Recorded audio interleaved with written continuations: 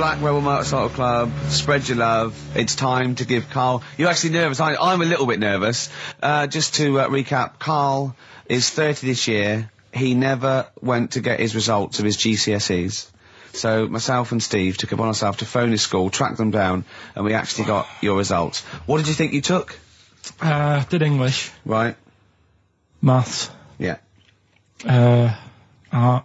Right. And I think I did physics. Okay. Well, you didn't do any of them. Eh? You didn't do any of them. You didn't register. You registered for one exam and took one exam and got results for one exam. So I don't know what you thought you were turning up to, or you weren't registered, or you didn't. You're familiar with the notion of registering for an exam. You have to kind of officially register in order to be eligible. What do you mean, register? I turned up for a couple. Yeah, you can't just show up. You have to register for them. You have to pay this because it costs the school money, so they have had to have paid for you if they thought you were going to pass. You can't just turn up on the day and ask for some paper at the front. I never got a letter telling me that. Well, that's because you were never at school. But you did somehow register or registered for one exam. You registered for history. It's a topic that you've always been interested in. I was saying to Ricky before, World War II, I loved it. Not the actual event. No, the study of it. all the stuff like, you know, about the Anderson shelters and stuff like that. Yeah. And the bombs and that. Mm-hmm. And then when I took it, it had nothing to do with that. It was more about the Tudors. So the Second World War didn't come up? You mean there were no questions about the Anderson shelters? Nothing. That's devastating. So what are you expecting the result to be? Is that seriously? Is that it? Yeah, it's the only one you took and registered. As far as the school is concerned, or certainly it's the only one that counts. It's the only result. It's the only one that counts. Yeah, you've got... I don't... Did you register for yours? Yeah. Yes. I've got certificates and everything. So what... Do you do that before the exam? Do you have to go somewhere and sign something, or...? Yeah, you don't check your results and then decide if you want to register. It's not like Millionaire, when you look at the question and go, I think I'll take the money. Yeah. You go... No. But anyway, you must have registered for one, or maybe your teacher put you in for Well, I didn't do it. They must have been confident. They must have been confident. They must have thought your best bet was history. Right, so... What did they get? You got an E. Which I think, I mean, technically, is a pass. E? It's a bad pass, but there's F, and there's you're not going to be doing a PhD. You can get an F, right, which is fail, and then a U, which is ungraded. Now, I don't know why the U exists, because F means you failed. U is like them going, you not only failed, but you wasted my time. So... We're annoyed that you took this exam. So you thought they'd register me to get an E? Well, they didn't. I think they were hoping... It was rather like you with the lottery. They were hoping for something better than You nothing. see, I assume that the man who registered for that thought he can scrape an E if Anderson shelters come up. Yeah. Well, that's it. You've got... Now, what I'd like to do, Karl, is... I've started your Reeducation. You've read a book on Rasputin. I'll be asking you a few questions about that later. I've got another book for you to read next week. Next week, I'm not in the mood. What? Not in the mood. Oh, come on. Look, what's that? What does that say? It's that fella, it's the picture of the bloke that he used to use for Citizen Smith. Yeah? Che Guevara. Yeah. Yeah. He was quite happy, I think, when he found out that Robert Lindsay was involved. He went, yeah, of course you can. No worries, yeah. What are your feelings, Karl? What do you think? Are you depressed? I'm just a bit annoyed, because I'm sure I turned up for more, so it just wasted me time. Listen, they don't matter. I'm sure you're doing very well. You know, you can educate yourself. GCSEs are merely a step on the ladder to help you, not just for education, but, you know, they're more vocational than anything else. You're doing very well, and you're reading books. Don't worry about it. But can I suggest something? But if you want, I'll pay for you to take history again. Karl, we'd love to see you get a C or above. And well, we're willing I'll pay for you, and I'll get you some books. Right, now listen. We can, let's get, I reckon, when are the exams? June? Something like that, yeah. We'll try and register next week, and I reckon you can get an A or B. In history. In history. No, don't worry about it, it's just easy. I get you Brody's notes. If Heat magazine, they love you, Karl. They could probably sort something out. They could probably pay for a tutor. They got a lot of money, they sell a lot of magazines. I mean, it is almost always, and you found that out, I discovered this, it's always the Tudors and Stuarts. There's no fear for them not coming up. Now, what do you already know about them? You must already know stuff about Henry VIII and Elizabeth. No, because it's too long ago to even get interested in. Do you know what I mean? You can't. Is that why you relate didn't? to it. Okay. The Anderson thing, it was like, God, you know, I bet my mum and dad were in an Anderson shelter. You know, this is interesting. What, when they... Oh, my granddad would have, like, had something to do with this. But the Tudors, it's like, I don't know even if they had a family back then. Play a record! As you know, I lent Karl, part of his education is historical education, I lent Karl Gladiator, the movie, on DVD, which he watched on his PlayStation 2, and Rasputin. Do you know last week when you gave me this, did you know my result for history? No. That's weird, isn't it? Yep. Now, right, okay, it's the film review. Karl, you just tell it from the heart, tell us what you thought about the film, what you thought the... Can I just ask, is this the first time you'd seen Gladiator? You'd never seen it before? No. Okay. And what were your thoughts? Okay. The film review. Gladiator. It's alright. Nothing great. It's like an old, sort of an old version of Rocky done in the olden days, really. Right. A bloke fighting other people. Sure. How sort of well known is the story? Do you reckon people know the basics? Well, just very quickly, just do the plot. Quickly. There's a guy called Max. Maximus, yeah. Yeah. There's Caesar, and there's Caesar's kid, and Max goes to war, sort of wins it, comes back. Caesar says, you're good at what you do. I wish my son was as good as you. So I want you to be in charge when I die. His kid finds out, a bit annoyed about it, kills his dad, because he don't want anyone to hear that he said that he wants him to be in charge. Yeah. So his kid gets in charge and thinks, I'll show you. You're not going to be king, I am. You're going to be a slave or something. And then, next thing you see is... Sorry, can I just stop there? My only thought is the film's 3 hours long, so maybe we shouldn't go through the whole plot, right? We've done the first 10 minutes, but go on. So, yeah, he's a slave and then... Yeah, but then, that was an interesting bit that I thought, right? I mean, I was watching this with a girlfriend, she was already annoyed because she wanted to watch Friends on E4. Okay. Yeah. It was a good episode as well this week. Was it? Yeah. Don't tell her that. Okay. Right, so she was annoyed and she said, come on then, put it on. And I got it wrong straight away because it says on the back 149, so I thought that was an hour and 49 minutes. It turned out it was 149. No, I thought it was 1 hour 49. Yeah. But it was 149 minutes. Sure. So it overran anyway. By 40 minutes. Yeah. So anyway, the interesting bit was where he was going across the desert on a horse. And I think to show you how long he'd been going across the desert on his horse, he's showing you a shot of the horse's knees and they were bleeding. And I just wondered whether that's what horses do if they run for a long time. Do you know? I don't. Good. Right, so anyway, so he goes on, he keeps going on like this. He's a slave, and then he has a fight at the end with the Caesar's kid, and he kills him. And that's how it ended. Okay, good. What did you think of it? Just generally, what bits... What do you think was wrong with it? Right, well, I've read up on it, and there's already a fact that is wrong. Right. Caesar's kid, he didn't actually kill his dad. His dad died of a natural death. Right, in real life, you mean? Yeah. Okay. And, what's Caesar's kid's name? Comedian or something?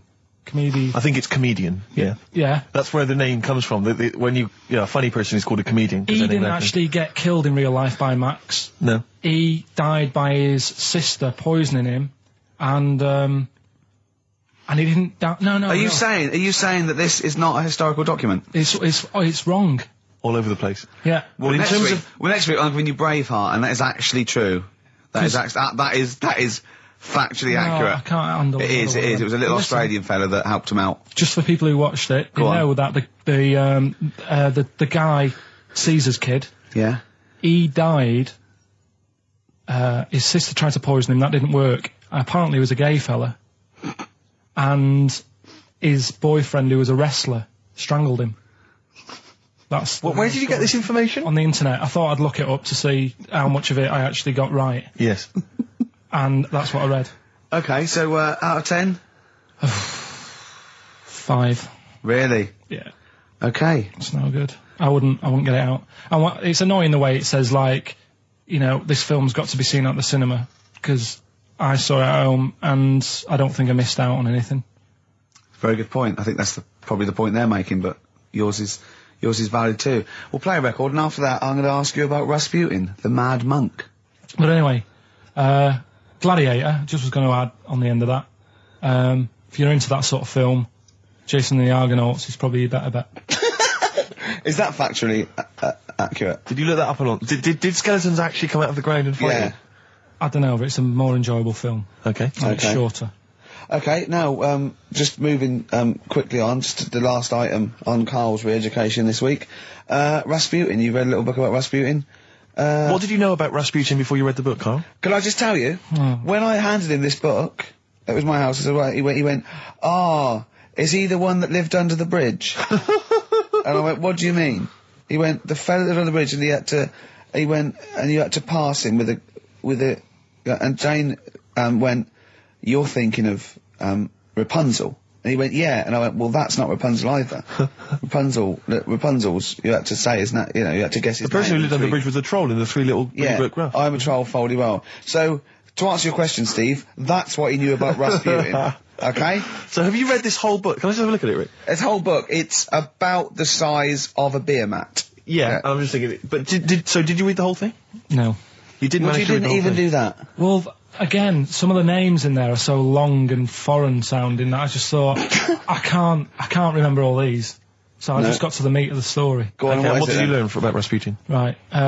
He was a monk. Yep. And, mad? Was he a mad monk? Hang on a minute. Don't confuse him. Sorry. Right. Go on. God. You see, this is what happened in the exams. Right, he was... Oh, don't do that when I'm drinking, Karl. Please, mate. He loved his women. And that's how the story started off. He had really nice... The story started off? Yeah. He had really nice eyes, and that's what everyone fell for, especially the women. Yeah. Anyway, the people back then thought he had special powers because he could hypnotise people or something. Oh, yeah. And it was about a little lad who had some sort of blood clot on his leg. And he said, just calm down and you'll be alright.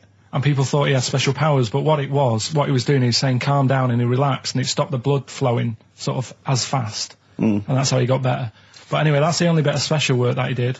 And then he kept going on, and he was going in brothels and all that. And the people in the town thought, this isn't right, he shouldn't be going about doing this. And where did he live? Russia. Right. Is that right? Yep. What sort of era? I thought you'd like About 1800. Okay. All right. Okay. And then... Do you want to check that, Steve? You got the book? People got sick of him. People got sick of him, and they said, oh, we'll have to get rid of him. So they tried to... He loved cakes as well as women. Okay. So they said, let's poison a cake. And they poisoned a load of Easier cakes. than poisoning a woman, wouldn't it? And he ate these cakes, and it just didn't kill him, and they were like, God, what's going on? And they kept giving him more and more cakes, and... He was suspicious. And that didn't work, so the fella said, that's it, I'm going to shoot him. So... Well, I imagine it was the end of his tether. So... I mean, he was back and forth to Mr. Kipling's, He shot him once, and that didn't work, and the fella thought, oh my God. And he started running away, and Rasputin's running after him, and he shoots him like another... I think he took 4 Face bullets. full of Battenberg. Four bullets. Who's going to swear then? 4 bullets it took to kill him, and then this fella who was after him chucked him in an icy lake, and that was the end of him. But I don't understand, sort of... What don't you understand, Karl? Well, the fact that, he's a bit of a name in history. I don't understand why, because it just sounds a bit like my brother. Does he love women and cakes? And do you think that'll be his downfall? Right, I want you to study. Right, if you want to do, that's the first introduction. Right, if you want to do some extracurricular, What would that get me? There's a song by Boney M that lays it out. Suzanne told me about that, saying about Russia's Greatest Love Machine. Yeah, but it didn't say anything about cakes. No. I think if you get the 12-inch mix, no, but they say according to Boney M, and I don't know who's correct, the bloke who wrote that or M, they put some poison into his wine.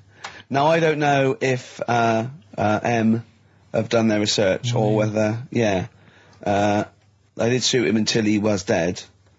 According to them, he was the greatest love machine in Russia. I don't think it says that in the book, but M might know more than that fella. So what's your final verdict on Rasputin? Just a normal bloke who didn't have that much luck, really. That's what I don't understand. I was waiting for something special at the end, but just a normal fellow, really. Yeah, just an everyday. Happens all the time, doesn't it? Just an everyday mad monk. Yeah, just an everyday mad monk. You have to shoot and poison and throw in icy lakes to kill him, and who loves women and cakes. I mean, come on, do we need another one of them? Boring. So what would you say about him then? How would you sum him up? I think you've done it. I think you've done it. There you go. So next week, Che Guevara, you going to read the book? I don't know. Come on. Next week, Che Guevara. Take it home. There he is. Give it here then. Anyway, okay then, well, you were tested on Che Guevara. Right, Carl. We should just remind people what happened, because This last is a week little series. I've got lots of these little books, right? They're about, like, 2.5 inches long by about, 2 inches wide. Those tiny little things you see in the, sort of on the front counter of Waterstones or Smiths, and it's The Life and Times, a series of all the greats in history. Last week you read about Rasputin. He wasn't impressed. No. This This week... book's a little bit thicker than the Rasputin one. No, it's the same, I think. Was it? Maybe the writing's Bigger smaller. writing or something. But, okay, Che Guevara. Who was Che Guevara? Just now, you learnt to pronounce it, right? And how do you remember? You told me in the week how you remembered what his name was. Che is like shake, and his surname is like guitar. Right. Shavara. Okay. But anyway, right. Tell us what you know, and we'll ask. Right. First of all, his name isn't really Che. Right. It was something else, and Che means buddy in wherever he's from, Argentina. Mm-hmm. Right. That's right, isn't it? Yeah. Yep. Right. So anyway, he was born, and he was. By the way, Carl's not reading this from a book now. This is all out of his own head. This is not pre-planned notes. No, this is. I mean, I know it sounds written, but he's just. Yeah. Right. Here we go. Go on. He was born. He had bad asthma as a kid. Right. Which I thought was quite interesting, because they didn't have cars and that back then, and that's what they're blaming asthma on these days. The bad build-up of traffic and that. Well, they did have cars, Carl. Not as many as they have now. Okay. So that was something I picked up early in the story. He had asthma. Yeah. His dad was into he wasn't a politician or anything, but he was, they were into the politics. Sure. So he sort of grew up around a family who was into, watching the news and that, and keeping up to date on what's going on in the world. So that sort of rubbed off on him. He went to school. He was doing stuff on medicine. Yeah. Yeah, he wanted to be a doctor, or he thought he did. Yeah. Anyway, he learned really quick. He did 6 months work in about 3 months.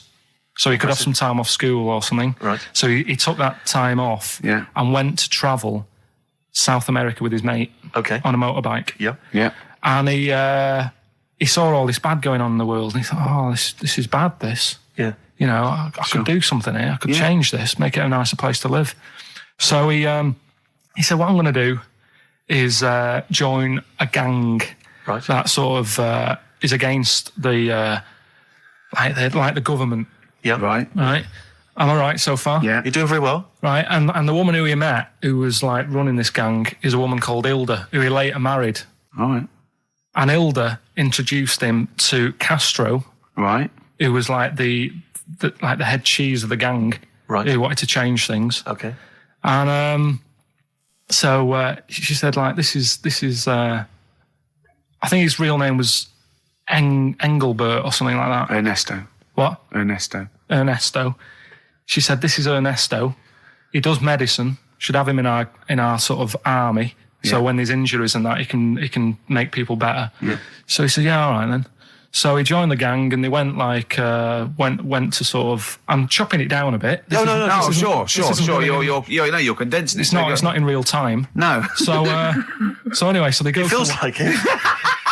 You see, this is why I just wanted you to ask me questions. Well, listen. Let's cut to the chase then. So obviously he made his name as part of the Cuban Revolution. Yeah. Yeah. Do you know what date that was? About. No, I don't. Okay. And obviously, so he was a big involvement in that. Yeah. In which country was he caught? It was caught in Bolivia. Yeah. How did he die? They executed him. Yeah. He shot him, and his last words before he died, right? The guy's there with the gun, and he wasn't scared. He wasn't like crying or anything. He said to the bloke with the gun, he said, "Go on, shoot me. Be a man." Yeah. He said, Yeah. and they shot him. And did it tell you what happened to him after that? His dead body?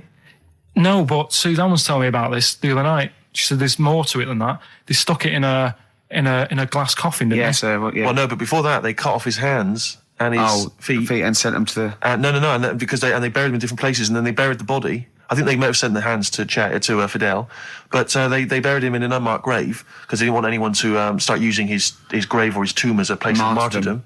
But of course, that just made him even more of a martyr because no one knew where he was buried. So it just meant that he was even more. But that of wouldn't an work icon. anyway, because if they did find out, that's more places people can go and sort of grieve. Do you know what I mean? If you've got all these different graves, What, with different parts of his body? well, you've got a foot over there, and it's like, well, oh God, His head over there. Thanks for what Sure. you're doing. Yeah. So all in all, essentially, what's your summary of Che? yeah, you like him more than Rasputin, don't you? A lot better bloke than Rasputin. I can understand why he gets one of those little books. Well worth knowing about, and good bloke. Did a lot, Crammed a lot into his short life. Yeah, but interesting bloke. But just on the subject of Che Guevara, Steve called me up in the week because he was going through the duty log. We love the complaints on the BBC duty log, and someone had written in because one of the Blue Peter presenters was wearing a Che Guevara T-shirt. And what did the bloke say? Yeah, this is a series of people can phone in and write and complain to the BBC about different things. Why would you complain about wearing something? Well, this was the thing. Is you complain about the best one. I mean, there's been some amazing complaints. Oh, there's some great ones. The best one, my favourite one that wasn't a complaint, but was actually just someone had to phone in. Was what an excellent edition of Kilroy this morning. Yeah, Which I but thought there's was lots of that. There's things like Esther was superb.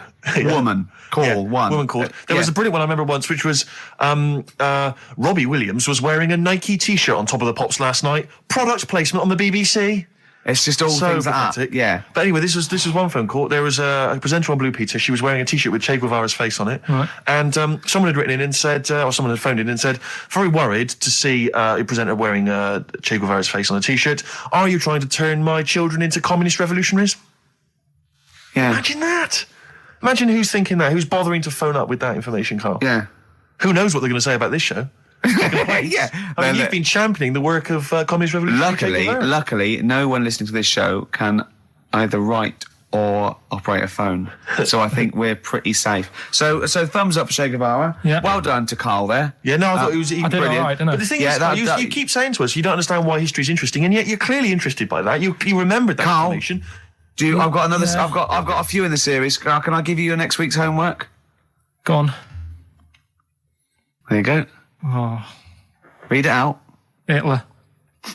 Hitler, the life and times of Hitler. 1889 to 1945. Yeah. Yeah. Do you know much about him? What was the significance of that last date? Why did he? What was that last date, Carl? Why do you think he died in 1945? End of the war, Yeah. which I'm interested in. So this will have stuff about Anderson shelters and that. It might not be covered in the Hitler biography, the Anderson Shelter, but Just check if there's a special Anderson chapter. Anderson Shelter chapter. No, I'll look forward to this. Yeah, It'll be interesting. Powdered Egg is page 4. Yeah. Excellent. Well, we're going to play a hip hop. Yeah, it's time for a hip-hop hooray. People are absolutely in love with this feature, Rick, as you well know, and I know you're somewhat jealous of it. Yeah. This week, I know that Outkast are currently on the playlist, aren't they, with their new single, Whole of the World? Is that what, The Whole World? Anyway, this is a track from the big compilation, Outkast. It's just a sort of compilation of all their greatest hits. And this is a good one. It's called Rosa Parks. Play it, Carl.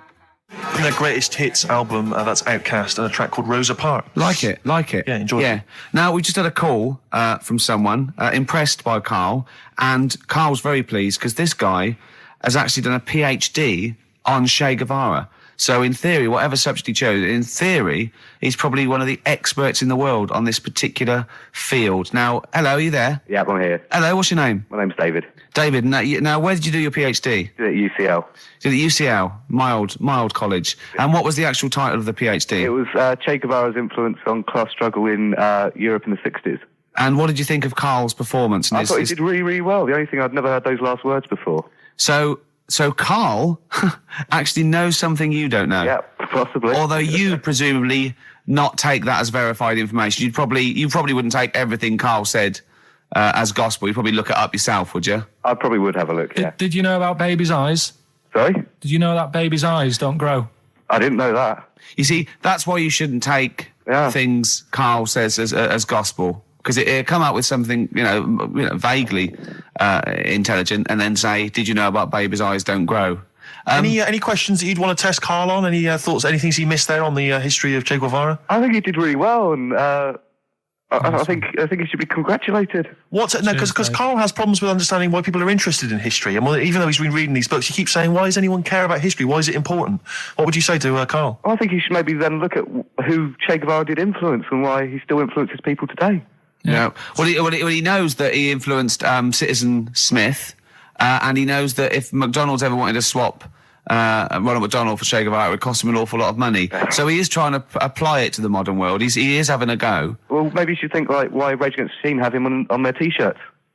Good point, Karl. Why do you think of that? Why do you think they have him on the T-shirts, Karl? I don't know, maybe that was a design of the T-shirt. Maybe they wanted another T-shirt. Maybe they wanted Ronald McDonald. But didn't have any in. Sure. And they said, we'll have that one there then.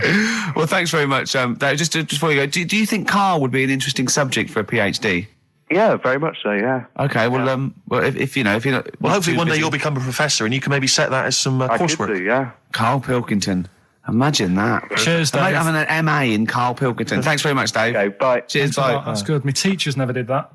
What, encouraged you in that way? Never said well done. So, Really? Yeah. But you never showed up. Yeah, you have to be in the same room, They were too really. busy saying, who are you? yeah. No, but Mrs. Matthews, me head teacher. Oh, let's not lay into Matthews again. She's always getting us. Not But Matty she Matthews. said Not I'd never- Grimble Matty Matthews. we I'd used to call never her. be a high flyer. If she could see you now. What did she say? You'll never be a high flyer. She said that to me, mum and dad. Really? On a parents' evening. And that was after I'd played the drums in Little Donkey. She clearly didn't know what she was talking about. Table 60. Lisa Tarbuck. That's Corner Shop. Lessons learned from Rocky 1 to Rocky. I love that guitar. That's great. It's real glam rock. That's T-Rex and Bowie. I was going to play some from Ziggy Stardust today, but instead I brought in a different album. I want to play a bit of Bowie. Is that all right? Oh, of course, yeah, always. Yeah, bit of Beatles. Still to come up, by the way. With the education of Karl, last week he did Che Guevara. He did very well. Before that, the week before that, he learned all about Rasputin, didn't you? And this week you've been studying Hitler, haven't you? How does that go? How do you reckon that? It's a bit tough. Okay. I'll give you the full story later, Steve. Do you know much about him? No. So, they're all linked. All these stories I've been reading, they've all got a similar sort of thing going through them. They have a bit of a tough upbringing.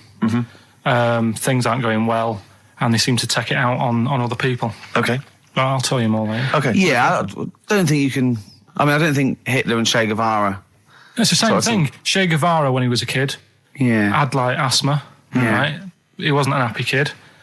Hitler, he only had one ball. Well, I was trying to find about that. Yeah, seriously, he phoned me up in the week. I said, how's it going? He went, I've just skimmed it. I was looking for the testicle thing. Now, I don't know if they left that out or it's not true. Right. He was trying to look up that Hitler has only got one ball. I think they only did it to wind him up. Because it's like, you might be taking over the world, but we're all saying you've only got one testicle. Sure.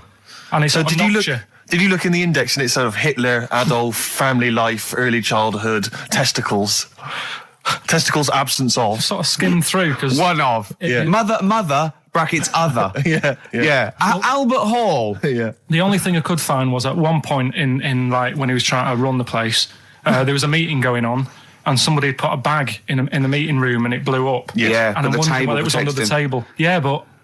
Were you wondering if it blew a testicle? It was. The testicle was under the table. No, the bag blew off the ball. No, the ball sack was probably hanging below the protective top, and so that's where he could have lost. But why would he have only just lost the one? Because the way he was sitting, cross-legged or something. Sure. Okay. Well, again. Last week we had a Che Guevara expert phoned up. Maybe they could. Maybe there's a Hitler expert this time who could maybe phone up and confirm the testicle theory. XFM 104.9. Sorry, I was going to back announce that track and just mention it was Elliott Smith and the track Son of Sam. Well, I think I'd just better ask Karl a couple of quick questions about Hitler. then we can get on with our lives. Okay, we can tick that particular box. Yeah, yeah. Okay, Carl. Put that particular dictator to bed. It's week 3 of his education. You've nailed Rasputin and Che Guevara. I don't want to lose complete sight of those. I'll maybe ask you a couple of those in the week just to so you keep your mind on it. But Hitler. Tell us the story. What have you learned? Do you want to ask some questions? No, not really. Just sum it up in a minute. What do you think? I can't do it in a minute. Well, can I ask some questions then? Where was he born? Austria. Tell us about his early life. Right, he was a young lad. Brilliant. What in his early life? Okay. Yeah. What's the name? His mum was his dad's second cousin, which is a bit weird. Yeah, that is weird. They had 5 kids. Steve's going, yeah, it's usually first cousin where I come from. Oh, that's unfair, isn't it? There's no need for that. There was 5 kids, but only 2 of them, including Hitler, including him and his sister, survived. The others died at an early age. Okay. Right. Anyway, so they grew up, and the mum died and the dad died and that, and he thought, oh, what am I going to do? Because he didn't do well at school, didn't have many qualifications. No. Liked art. Did he have a GCSE in history? Liked art, right? And then, so he said, right, I'm going to go out to Munich. I missed a bit out, actually. Jewish people were in Austria, he didn't really like them. Okay. He thought they got, special treatments and stuff, and just didn't like them. So he went to Munich, and he joined the army. Right. Yeah? Yeah. And he was in the army, and he got injured. Right. So he went to hospital, and whilst he was in hospital, the World War I ended, and he was like, oh, God, I want to... I was enjoying that. Yeah, so... Don't, because you're breaking the concentration. Yeah, sorry. I'm not even sure I want to join in on this one, just in case. Okay. Right, go on. Right, so... He was in hospital. He's in hospital. It gets a bit better. He's never that fit, though. He's one of these blokes who was always ill. That was on something like 30 tablets a day or something. Comes out of there, joins some other army. Right. God, I knew it all this morning.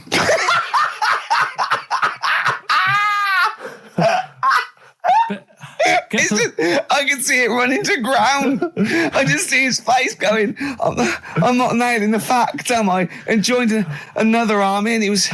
Listen, let's try and help you. So Here's a good bit. I remember this bit. He thought that war to men, right, was like childbirth is to women. That's how important he thought he was. All right. Right? So it's like, you fight for 9 months, and at the end of it, you own something, right? Yeah. So, he goes on and all that. He's in Berlin. Yeah. And he's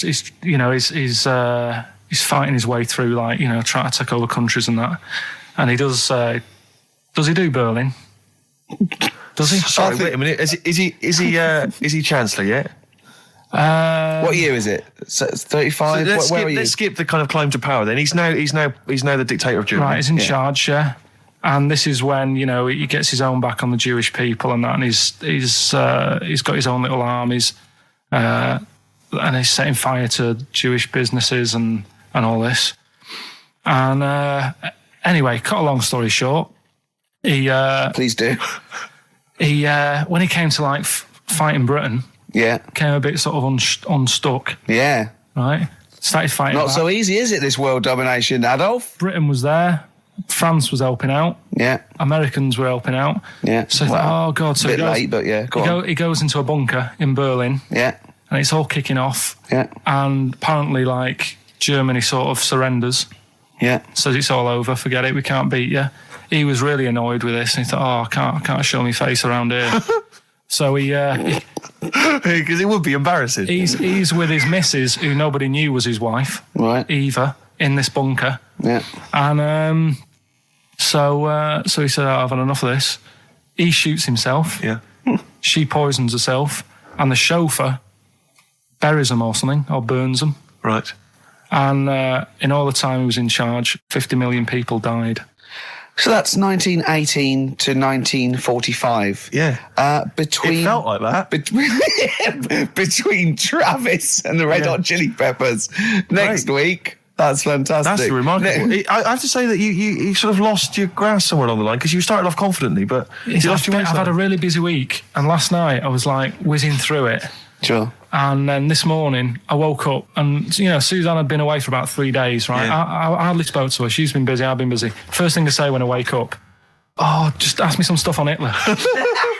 You are romantic. That's great. That's how stressful it's getting. But I knew it all this morning, honestly. No, but that's fine. I think you've summed up you've done that. Right, captured it in essence. just for a bit of balance, I've got your next week's homework.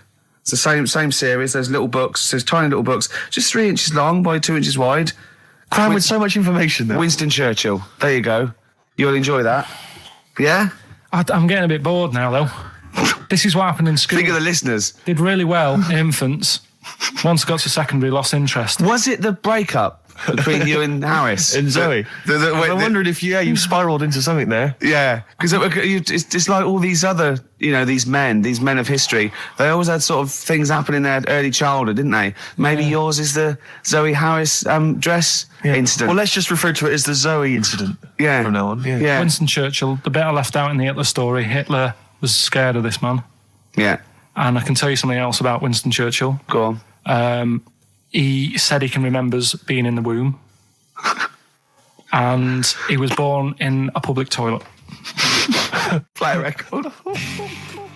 He texted me yesterday about Hitler. He went, stop making me read this heavy shit. He said, I've seen in the back of this book, there's one on Elvis. No, I mean, it is interesting, but not when you have to read it. Do you know what I mean? Right. But do you think you'd have read it in your leisure time? To be honest? No, you wouldn't have. I wouldn't. No. So do you want a week off? Do you not want to learn about Winston Churchill? Why don't you read it if you want to, and just if you get interested, then read on. I think that's because that's what I did with school, and it didn't work. No, you decided you didn't want to. Yeah. Yeah. Okay. So, but hasn't that taught you something? Can't we just do it like a TV series? It doesn't go on forever. We've done 3 weeks. Give it a rest now for the summer. Yeah, because most series last for 3 weeks. Well, Yeah. I'll be testing Karl on the new re-education of Karl, as you know. He got a GCSE.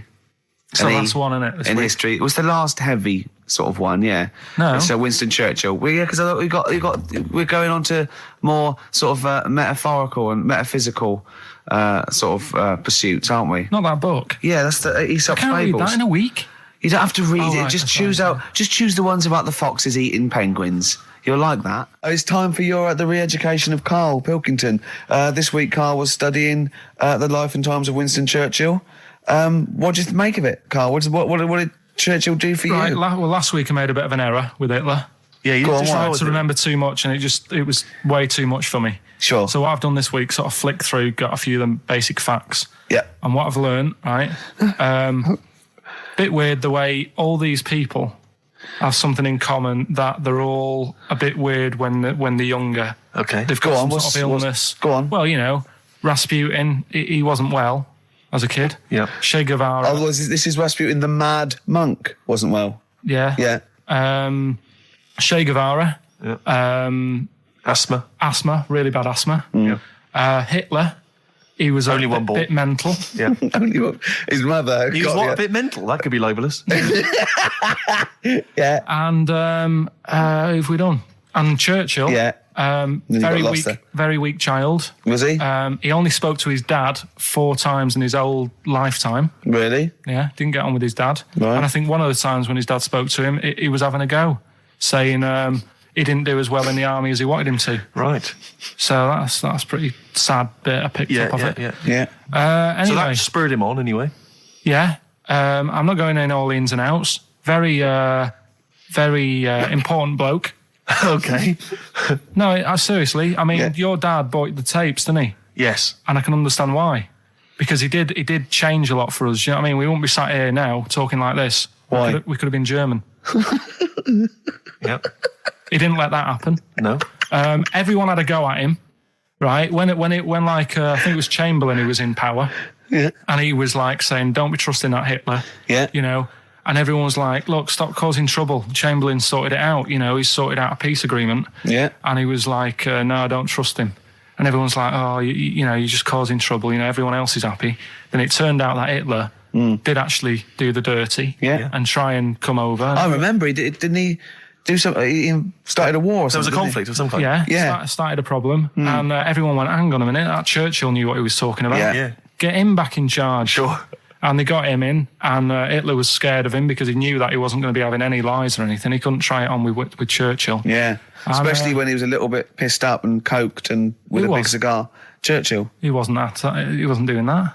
I think a lot were during the war, in the war cabinet. I think they had to have things to keep him awake all night and stuff. And he certainly liked a brandy. Rick, Winston Churchill was coked up, was he? I mean, sorry, this is something I wasn't aware of. If there are any historians listening, if I'm wrong, I'm Was that very in the sorry. World at War?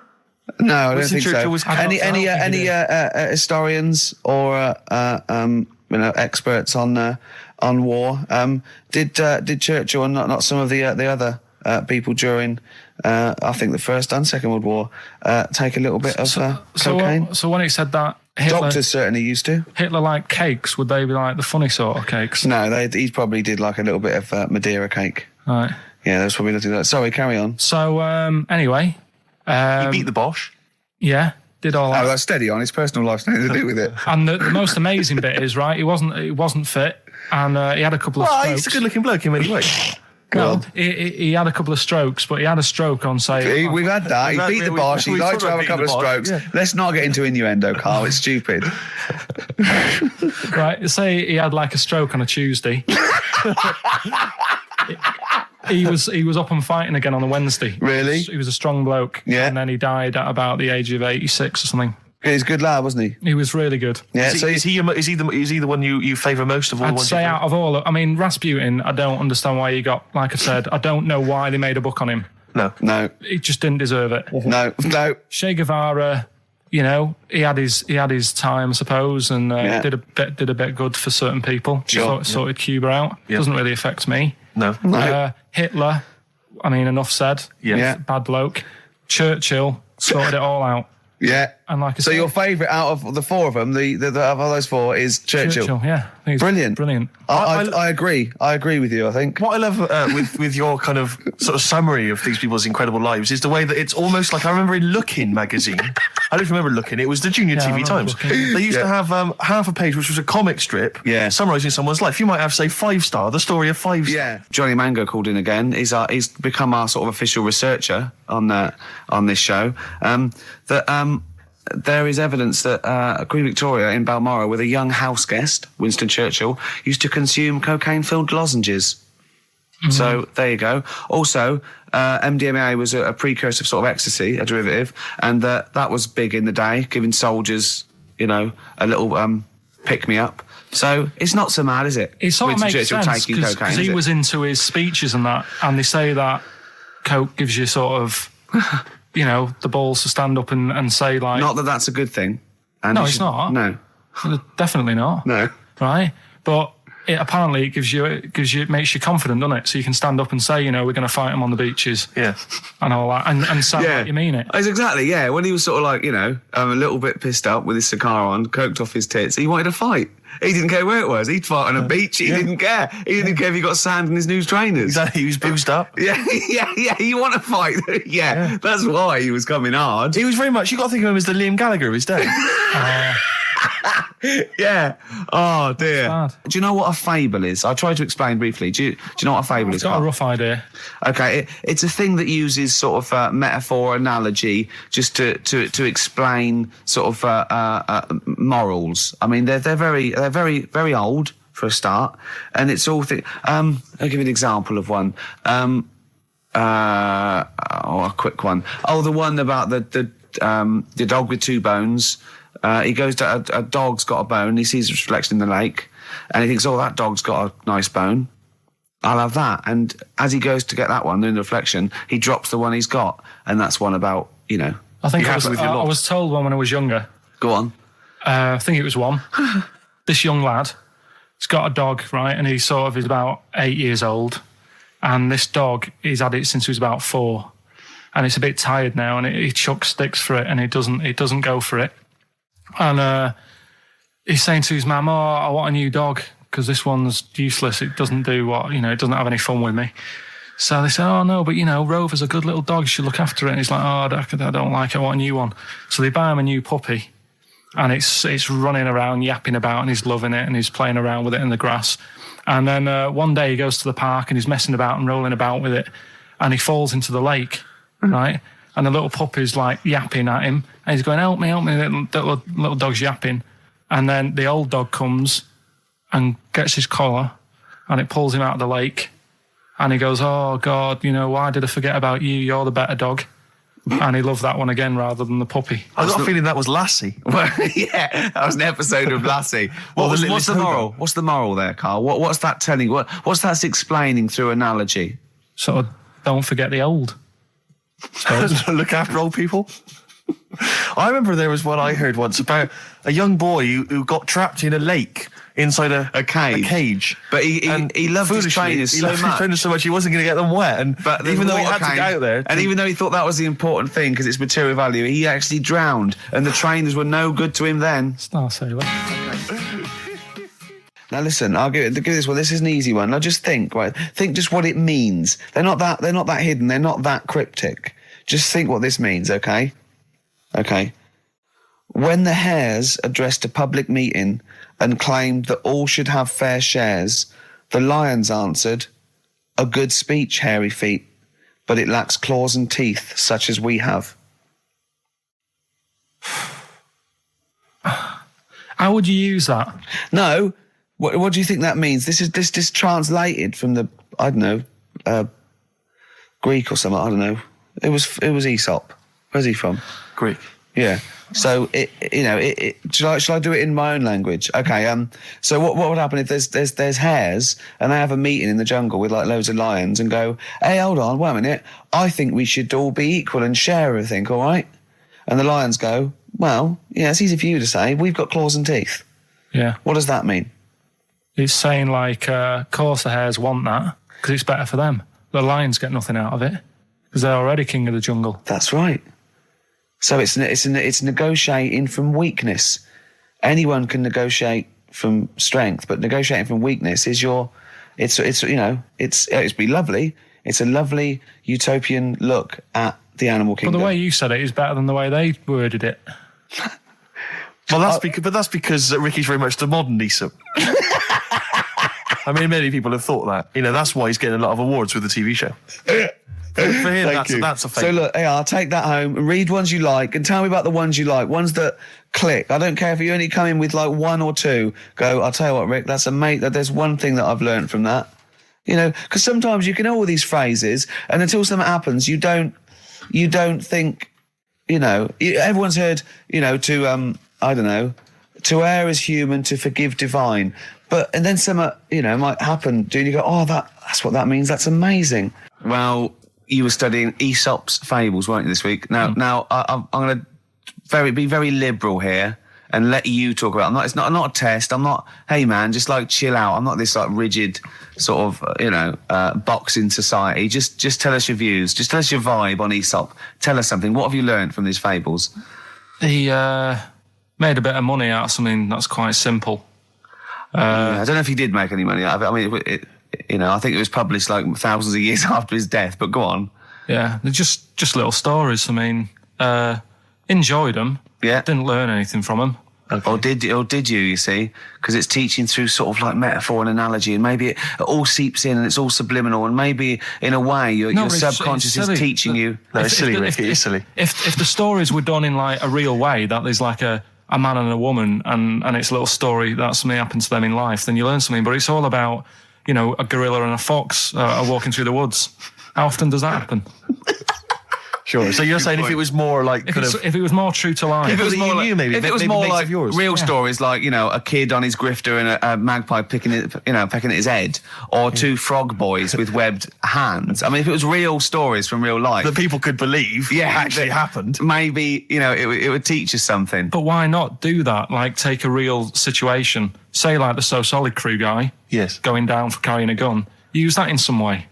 Do you know what I mean? As a warning, maybe about carrying guns. What about something like if you carry guns and that is illegal, you could have some sort of punishment?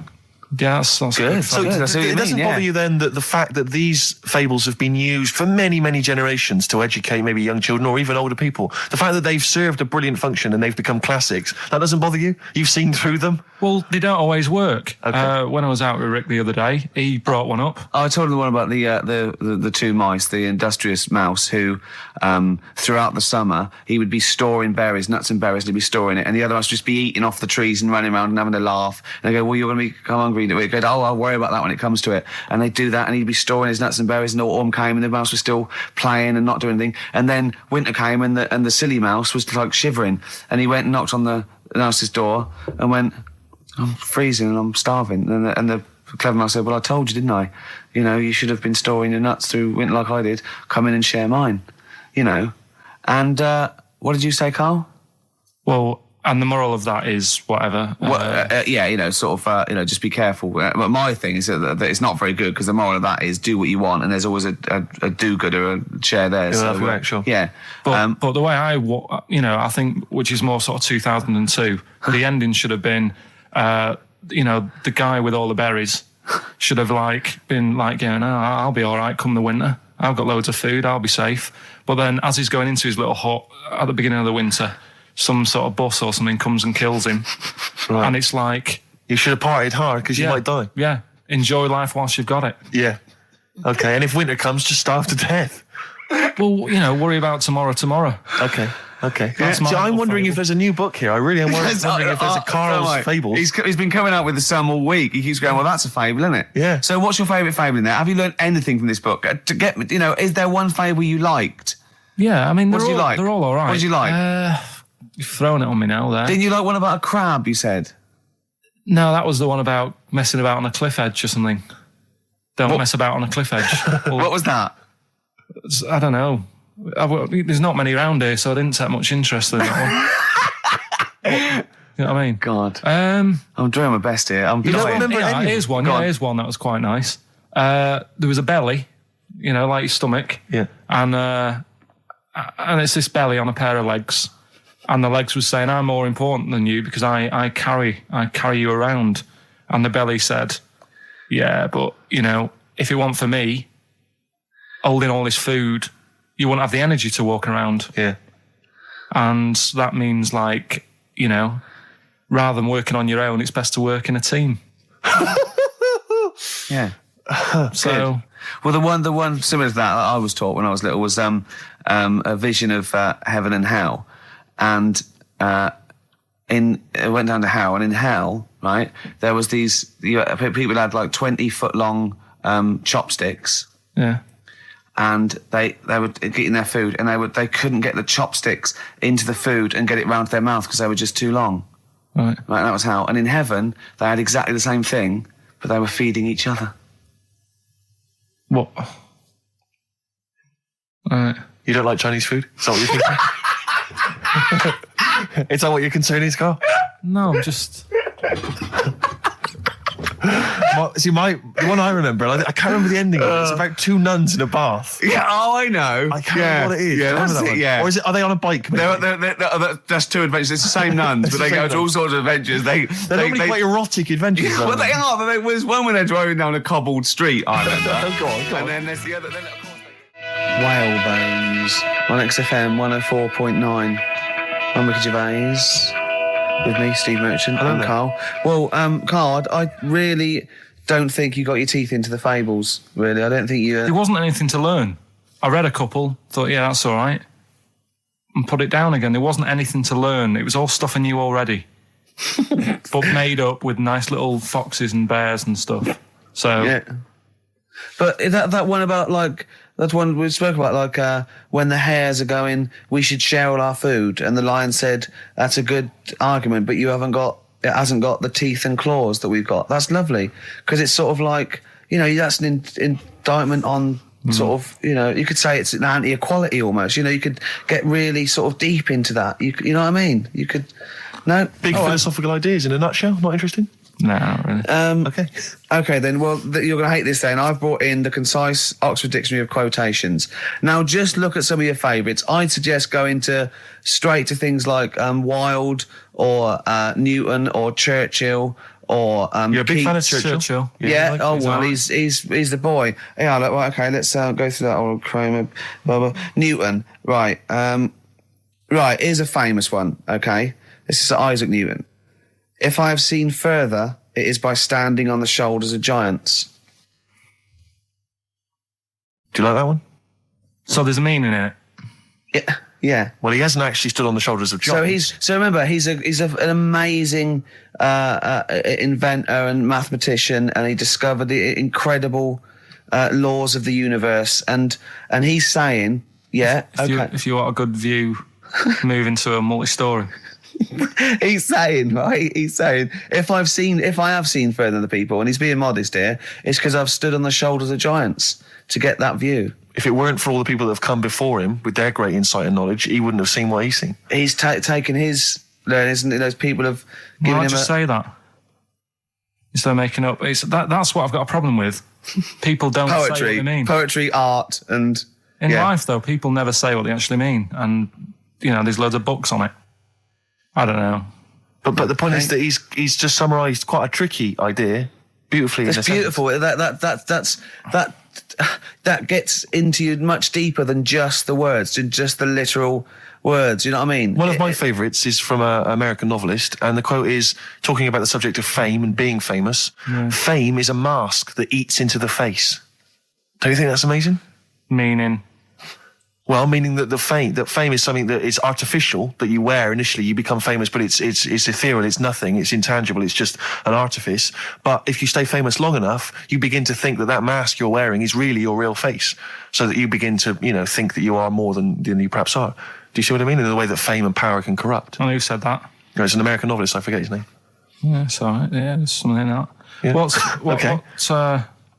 Pick another one, right? Yeah, let's have a look. Bernard Shaw, he's no slouch. I think maybe when you take this book of quotations home, Carl, you should maybe just draw up maybe a list of 3 or 4 of your favourites and tell them next week. I want to do Shaw and Wilde. I look at Shakespeare as well. He's... Are you a fan of Shakespeare? No. Go on, what's your problem with it? Just the way they speak. I can't follow it. Yeah. Yeah. Do you like West Side Story? It's really old as well. I can't relate to it. It's like years and years ago, isn't it? That's why I like Churchill. Because 1940s. Yeah. Look at this. This is Shaw, okay? There are 2 tragedies in life. One is not to get your heart's desire. The other is to get it. Again, how would you see that in your little... Well, that's one homework then. I'll mark that. That's your homework. You've got to work that out. You've got to tell me what you think of it. Say again? Don't ask Suzanne. It's there. All right. There are 2 tragedies in life. One is not to get your heart's desire. The other is to get it. Okay? Take that home with you. And we'll be hearing Karl come up with some amazing quotations next week. Yeah, pick out your favourites. Well, just read that book anyway. Can I just say, this is one of a beautiful, it's Keats, right? What do you think of this? A thing of beauty is a joy forever. Its loveliness increases. It will never pass into nothingness. See, this is just like how it was at school now. The last couple of weeks have been quite interested in what you've been giving me. Now it's really like, okay, I really don't care. Now, what about this? Now, I did philosophy, and philosophy is obviously the quest for knowledge. And look, listen to this though. This is what Keats came out with. Philosophy will clip an angel's wings. Isn't that beautiful? Yeah. Don't be constrained by what's, dream a little. You know what I mean? Just go beyond. I don't agree with it, but it's a lovely bit of poetry. Yes. Yeah? So you're going to read that for me, are you, Karl? Yeah? Just pick out 5 of your favourites. Yeah. The ones that mean something to you. And then next week I'll bring you in pictures of animals. Brilliant. Okay? We'll do it. Okay, and some sweets. Black Rebel Marks out of whatever happened to my rock and roll. Well, near the end of the show, just time for the re-education of Karl revisited. Mm-hmm. Still got Nick Cave to come, haven't we? Absolutely. Now, Karl, you read a quote book. What did you learn from it? What? Tell us some pearls of wisdom. Just keep it down to 1 or 2 your favourite things and why you like them. Right. Well, you said just pick a couple. Yeah. Right. So I wrote a couple down last night. And what I did, so they weren't boring. Right. I've sort of. Don't think you can ever be boring. No. On. But what I've done, I've took like different ones. So I've took a good one that I think, that's a good quote. That was worth putting in a book. I've put one that isn't really a quote, so I don't understand it. Oh, yeah. One that isn't clever. and a funny one. So a bit of variation all out of one book. Oh, how long did this take you? What did you do? Did you sort of like sit? About half an hour last night. And did you sit sort of like quietly at a desk or something? No, just in the lounge with the telly turned down. Oh, right. Just to give a bit of light to the room. Just had it on, but turned down. Have you figured out lights yet? So, so the first one, never heard of him. This guy called Dean Axon. Right. And this is a good one. He said, the memo is written not to inform the reader, but to protect the writer. That's good, yeah. Stuff, that's very good. That's Very relates a lot to, office life and so on. Yeah, modern world and that. Mm-hmm. Right, so then, thought, so I wrote that down because I liked it, and that's what he said to do. Second one isn't really a quote, it's more of a poem. Okay. So how does that work? Well, that's okay. Just read it. Right, well, it's about suicide. Okay. Right? Razors pain you, rivers are damp, acids stain you, drugs cause cramp. Guns aren't lawful, nooses give, gas smells awful, so you might as well live. Lovely. That's from Dorothy Parker. I'll tell you what. It is, yeah. I hate it. I hate that. Why? It's nothing to me, that. I think it's just a sort of weak, shallow piece of mock comedy. This is why I did it in that order, because that's what I thought. It's sort of like a zany vicar would write from living in Frome when he's about 55 and get it published in I hate it. All right, so you're saying you're not a fan of Dorothy Parker's work, right? Yeah. Now the next one, Oscar Wilde. Yeah. Right, he's known, isn't he? Yes. Look what he comes up with. All art is quite useless. Well, what's up with that? Well, it isn't added art. No, I know, but it's... Go on, next. But how has art helped you? How has it been useful to you? It was a bit of it's one of the only things I like doing at school. Right. Do you know what I mean? When I made that little clay man, fixing a car. Yeah. You made a clay man fixing a car, I'd forgotten about that. How can he... I think that's stupid. And especially that it's gone in a book. Sure. Do you know what I mean? Okay. It's easy to diss things. Yeah, it's harder to do things out, you're right. I don't think art is useless, by the way. But you don't have to agree or disagree with some of these things. Some of them are, sometimes it's just their thoughts put eloquently or poetically, isn't it? And it's just, to provoke a reaction as much as anything. Yeah. Well, and the good one, Ozzy Osbourne. I mean, sorry, but just go back there. The irony is that is art. That he was an artist, wasn't he? So, but so you don't like Oscar Wilde, but you prefer Ozzy Osbourne. Yeah, go on. Ozzy Osbourne, cracking one. This funny and educational. I bit a head off a bat the other night. It was like eating a crunchy wrapped in a chamois leather. Genius. You're right, Carl. Yeah. So what do you like about that? The way he's described what it is like. I think, if someone, you can imagine what it's like, because I like crunchies. Yeah. And, it's like and a chamois leather is really chewy, so you can imagine that's like the skin. So you like his descriptive writing. The crunchy bit is like the bones and that. Yeah. It's perfect. But Carl, it's interesting because you've analysed Ozzy there, and in a way, that is the first step on maybe doing a new English GCSE. Yeah, being able to study language, why you liked it. You said because it describes what you've never eaten about yourself. Yeah, but my teacher, Mrs. Kane, if I would have come into school with, a quote by Ozzy Osbourne, she wouldn't have been happy. Really? Do you know what I mean? And that's the difference between... She'd go, right, Carl, get your horse and go home. Well, listen, though, we were talking about other quotes. Yeah. Neil Armstrong. Yeah. Do you know his one? Yeah. What one... giant leap for mankind. Do you know it wasn't meant to be that? It says it's one small step for man, one giant leap for mankind, right? Yep. It was meant to be, this is one small step for a man. Right. I.e. me, the individual, on a microcosmic level, one giant leap for mankind. And he mucked it up, because if you say this is one small step for man, one giant leap for mankind, man there means mankind. I know, it's embarrassing. So you shouldn't give people... He's not a trained actor. That's true. He's more of an astronaut, to be honest. He won any awards, Rick? No, there are no awards. Is he BAFTA nominated? Don't think so. But listen, right, he said another quote as he got back into the rocket. Have you heard about it? Go on.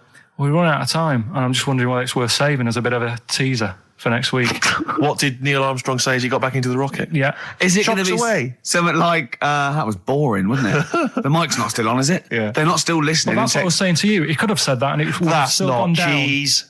it would have still gone down as an amazing quote, wouldn't it? Well, listen, I think you should save it, Carl. You tosser, I was meant to go first. No, I'll tell you what we'll do, Carl. We'll squeeze it in before the end of the show, because, Ricky, you got to play your song for the lovers. Oh, we should play this. I don't think we'll fit it in. We might have to save it. Don't worry, we'll see what we can do. Well, Let's next play, week, by the way, you've got happiness quotations, a collection of thoughtful words and beautiful paintings. I'll just give you an example of one. Happiness is a perfume you can pour on others you cannot pour on others without getting a few drops on yourself. Lovely that, isn't it? Brilliant. You can't be happy with that. This is Nick Cave and the Bad Seed from the Boatman's Call. It's a beautiful song. Any song that starts off, I don't believe in an interventionist God is all right by me. And this is Into My Arms. Nick Cave and the Bad Seeds, Into My Arms. Well, that's it. We've run out of time. We have indeed. So no time for Carl's quote. That'll have to come next week. Yeah, we'll save that for next time. Armstrong. Well, I hope you enjoyed it. Goodbye.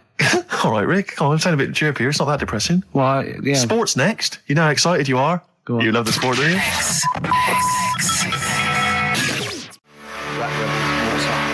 Spread your love on XFM 104.9. I'm Ricky Gervais with me, Steve Mitchell. And now it's Karl's bit. It's the re-education of Karl. He's like Liza Doolittle. And now he's coming to, or Lawnmower Man, if you've seen that film. More like Lawnmower Man, if you've seen the film. You'll know what I mean. And his homework was to just study quotes, really, on happiness and stuff and general well-being. He's not a big happiness quote fan, are you, Karl? Not really. So what have you done? You've come up with something, haven't you? Right, yeah, I told you, right? Because a lot of these are just things you say every day. They're nothing special. So what I'm doing... Well, you say them every day. Well, the sort of things you come out with and you don't even think about it, do you know what I mean? Yeah. They're on the TV all the time. People on the radio are saying these sort of little quotes. Sure. And what I've done is, remember that programme on Channel 4, Faking It? Yeah. Where they got some, like, posh kid to be on a door and all that. What I've done, I've... Imagine if that was the pitch for the show. Dear Channel 4, just going to get a posh kid on a door or something? Yeah. Yours Come sincerely, in. Carl. Come in. Yeah. TV producer. Yeah, go on. So what I've done, this little book of quotes, happiness quotes, I've picked two that are real. Okay. And I've made one up. All right? And we've got a guess. And you've got to guess. Okay, then, go on. Well, I'll tell you what, Rick, why don't we, when we've heard them, we won't confer. No. You'll write down yours, A, B, or C, and I'll write down mine, and we'll see how it Okay, works. Carl, off you go. Right, and just because I'm looking at this book, it doesn't mean I'm actually reading. No, I know. Don't worry, I know. we're clever. No, we know. We can't see yet. Like, call my bluff. Yeah, go on Okay. in. Nothing is worth more than this day. Okay. Yeah. Eh? All right. Yeah.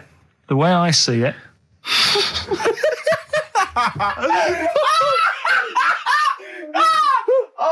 Oh God, my head's gonna burst. No, hang on. My head's gonna burst. No, Hang on. this might not be Carl's. It might not be. How do you know I haven't tweaked them a little bit? Yeah, good Okay, point. fair Good enough. point. No, good point. The way I see it, if you want the rainbow, you got to put up with the rain. Yeah, okay. All right? All right, yeah. Okay, hang on. It's not here. Come on. Cat food. Cat food, come on. It stinks a bit. But if you don't put up with the smell, the little kitten will die. Steve, I don't know what to say. I don't know what to say. Imagine this in faking it. Imagine their faces when he says that, and they're going, "Oh my God." Oh. Carl, play a song, mate. We'll have to confer on this one. Bye, Blair. Well, that's just amazing, Carl. Just read them again. Two were real, one was fake. Go on in. Right. First one. Nothing is worth more than this day. Excellent. Next one. What does that mean? Well, cherish now, cherish your time. Okay. Because you can't get it back, and Yeah. you know That's the way I saw it. Carpe diem, whatever it is, seize the day and all that. Okay.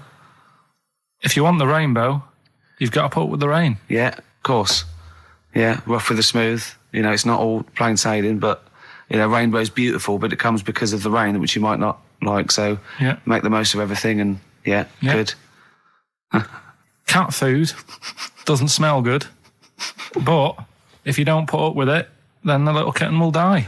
Right, now, Carl, that is a good effort. Now, that one's yours. I mean, obviously, right? Right.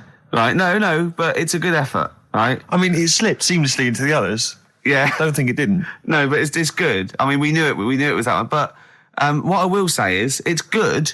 But what you don't know, maybe subconsciously, is, I mean, it's very similar to the putting up with the rain and the rainbow. But that's good. Why do you think that? Well, What does mine mean? Well, even though it smells bad, it's good for something. Right, So see, that's I didn't look at it like that. What do you look at? I kind of thought... Was yours more specifically about cat food, generally? Because you know, normally it's an analogy. Yeah, or a metaphor for something, much bigger. Well, no, the way I I mean, looked at it- Dolly Parton, who I think did the rainbow rain thing, she wasn't specifically concerned about weather conditions. No. It was a sort of general idea. It's all about life. Yeah. Well, that's what I've done. Go on, I've used an everyday thing Yeah. and put it with today's problems, right? Go on. So, like, my girlfriend, she might like to go shopping for clothes. I hate it, Right. but because I love her, I put up with it. Ah, that's nice. Yeah? Yeah. So, you love that little kitten. You can't stand the smell of the stuff you got to feed it. But because you love it, you go, well, I'll put up with this just for a few minutes and then I can, like, squeeze its head later and give it a little... Sorry. Can we go back? Stroke its head and stuff. Oh, right. Yeah. Sorry, it was a bit of a slip, was it? Squeeze its little head. Yeah. Yeah, well, that's just the thing that I do with cats. Put it in a bag and drown it in a lake. I can feed it and then I can throw it against the wall. Exactly. So you didn't see it like that, did you? No, that's very good. So it's about love, is it? It's about putting up with the bad things Yeah. for something you love. Yeah. Well, that's nice. But That's very Carl, good. you seem now to be convinced and rather smug that you've tricked us and that you've fooled us and that we didn't understand it. Well, Well, then- I say that's your fault, not ours. No, it's not, though. I mean, look, that man in Forrest Gump, he was a bit of a nutter. And he came up with the life as a box of chocolates thing. Yeah. Now, if that was in this book, you say, oh, yeah, brilliant, good bit of work. But if he was sat here doing the show with you, Yeah. you'd be taking the mickey out of him. Sometimes I feel he is. No, but Carl, I could. In fact, if people are out there, we're too lazy. Could you write down everything Carl's ever said? Because I think we could publish that. Yeah. He said one today. He saw my salamander. It's not a euphemism. He saw my salamander, and it's just sitting there in the tank. Your exotic pet. Yeah, and he's worried about there not being a lid on. And he said, I went, what are we worried about? He said, wow. He said it sits there for 24 hours a day, obviously planning to get out. Well, he's got nothing else on its mind. And the daft thing is, he has actually got the lid ripped up a little bit. Like, it's got nothing else to think about. And it'll be looking up there, and it's going to get out. But what's the worst that could happen? What's it thinking? What do you think it's thinking, this salamander? It's got its eye on the DVD player. I could have Ian be down the market. Well, Oh, God. are they dangerous? Can I just say something? they dangerous? I think the salamander's thinking exactly the same things as you. I mean, to look at you, you've got the same expression on your face. You know what I mean? You're dressed in green as well. You've got a little round sort of Hamburglar type head, like the salamander. Very similar. And yet I think you bonded with it, didn't you? Yeah, but I probably would have tried to get out, but my little paper round bag would just hang on the door. Yeah. Is it right to say that Rockbusters is no longer? We've still got Rockbusters. It's hanging on by the Oh, skin of its I teeth. thought we got rid of that. I thought we'd all agreed that we got rid of that rubbish. No, I think we should do it. I think people like Nobody it. wants it. Nobody wants it. It's because he got his name in Heat now. It's No, Ricky Gervais, honestly- Steve Merchant and Karl Pilkington and Heat said they like Rockbusters. That's why. He's Carl, I pandering. thought we had a He's meeting and we pandering. agreed it was not going to happen anymore. He's worried about the fans. There's a guy here emailed in. He just emailed in 3 band names. He said, I may as well email in now on the off chance these are right because it's such an arbitrary quiz. Yeah. It's essentially a waste of time. The clues are so complicated. D. Frida Payne. That was a classic. That was a classic Rockbuster, wasn't it? When they start getting a bit ridiculous and that, and people aren't getting them, Oh. then we'll... You can't drink that pop now. Shaka Khan. No. That was another piece of genius. Well, I think we've already reached that stage, Carl, to be I've truthful, only mate. just got in this river, and there's loads of logs. Justin Timberlake, he said river. Lake, he said river. Lake, he said river. Just few of the highlights of Rockbuster. Can you please promise that this is the last one today? Because it's really, I think it's bringing the show down. Steve, he can't promise he'll remember the answers today. How can he promise what's going to happen next week? I still think it's got legs in it. Let's just see how it goes next week. You're not going to bring it back next week. It's got to be finished. We've got to put an end to it. We've got to give it a sort of final sending off. Okay, I'll tell you We've got what. to smother it, Carl, for its own good. So, The competitions don't stop there, sadly. No. Rockbusters. Oh, God. Right, how about, we've got this other thing, right, this other music thing. Yeah. How about we make that part of it? How many competitions have you got? No, well, this is what I'm thinking, right, because we can, if you're not happy with Rockbusters, if we add a little bit to it, and they love the bit I've added, then we can slowly fade it out without them knowing. That's it. Do 2 of your Rockbusters and one of these. Right? Are these Come the on in, prizes, Carl? They're the prizes. Well, let's do the prizes. Quickly go through them then. Yeah. All right, what have we got here? Let's speed this up because I'm Sort dropping that off out. now. Yeah, I think I'm already it's pretty bored. either warm in here or this isn't the most stimulating conversation we've ever had. Okay, firstly, there's a CD here. It's tracks that were sampled by various artists, including Jay-Z, Happy Mondays, and so on. It's the original versions. That might be quite good fun. I Sure. Love You. Let me see. It's a number of love songs. Yeah. You've got Blue featuring Elton John on there. Yeah. Chicago, Nat King Cole. Yeah. Great, so I'm sure. Yeah. Retro Dance Masters. Oh, yeah. That's another CD. Dance tracks, Yeah. obviously, on there. Oh, it's still knocking about. The Best Air Guitar Volume 2. Sure. Rubbish. This is quite good though. It's Paul Whitehouse's TV show Happiness. That's the first series on DVD. We've also got Stephen Polyakoff's The Lost Prince. You can have that in your collection. Probably never watch it, but it might look like you're slightly classy and arty. And Is it subtitles? the best one-hit wonders album in the world ever. You got stuff on there like Nena, 99 Red Balloons, and M's Pop Music. So not that bad a selection actually this week. He's cut out some of the chaff. Yeah, okay. So right, here we go. then. Rockbusters. Rockbusters, first one. We'll do 2 of these, and I'll play something in a minute. Right, first one. The Australian picks 2 blokes. What? The Australian picks 2 blokes. The Australian picks 2 blokes. The initial. Yeah, the initial E, right? And the second one, that builder's a bit... I've got that already. It's annoying. that builder is a bit cute. He's a bit cute. Yeah. All right. And that's BT. BT. BT. That builder's a bit cute. Yeah.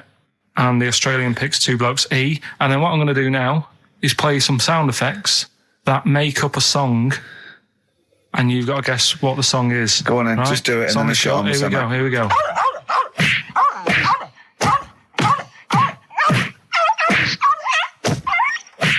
There you go. So what song's that? It's Yeah. sort of an XFM type Okay, song, well, that's isn't it? great. Email So the only. first, I should just clarify that the first 2 are band names or artist names, but that's the title of the track that we want there. Yeah, that's Okay. right. It's That's so right. confusing. No one's ever going to figure this out. They will, though. They will. They'll do it. Ricky.gervais@xfm.co.uk. Hey, listen, we've got the best fans in the world, Steve. Remember that. Remember that. Without them, we ain't nothing. Yeah. So, good luck to you. Do you want to pick a track, Steve? I'd love to. I Have you want to got wear some monkey magic. I want to wear some chimpanzee that. I want to wear some aping around. We've got that still to come. Look Oh, forward I to that, Rick. can't believe it. We got Rockbusters. That film sounds good. And we've got, look at him up in Hollywoodant. And we've got like, monkey me, monkey you. We got Gibbon on the horn. Jesse Malin, this is a great track. Moving on. Answers? Nearly done. Let's play Rockbusters. All right. First one was the Australian picks 2 blokes. The initial was E. The answer there, Eminem. Eminem. All right. The second one, that builder is a bit cute. The initials there were BT. That was Bonnie Tyler.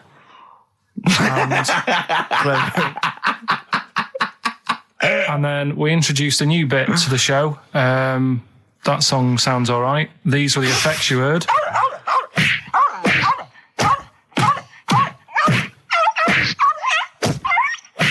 And that was Prodigy, Smack My Bitch Up. Who are you punching there? And could I just say, no animal was harmed in the taping of that effect. There you go. No. Right, so have you got a winner? Yes, Rob Preston from Croydon. He has got all 3 correct, and he wins a selection bag of shite. Exactly.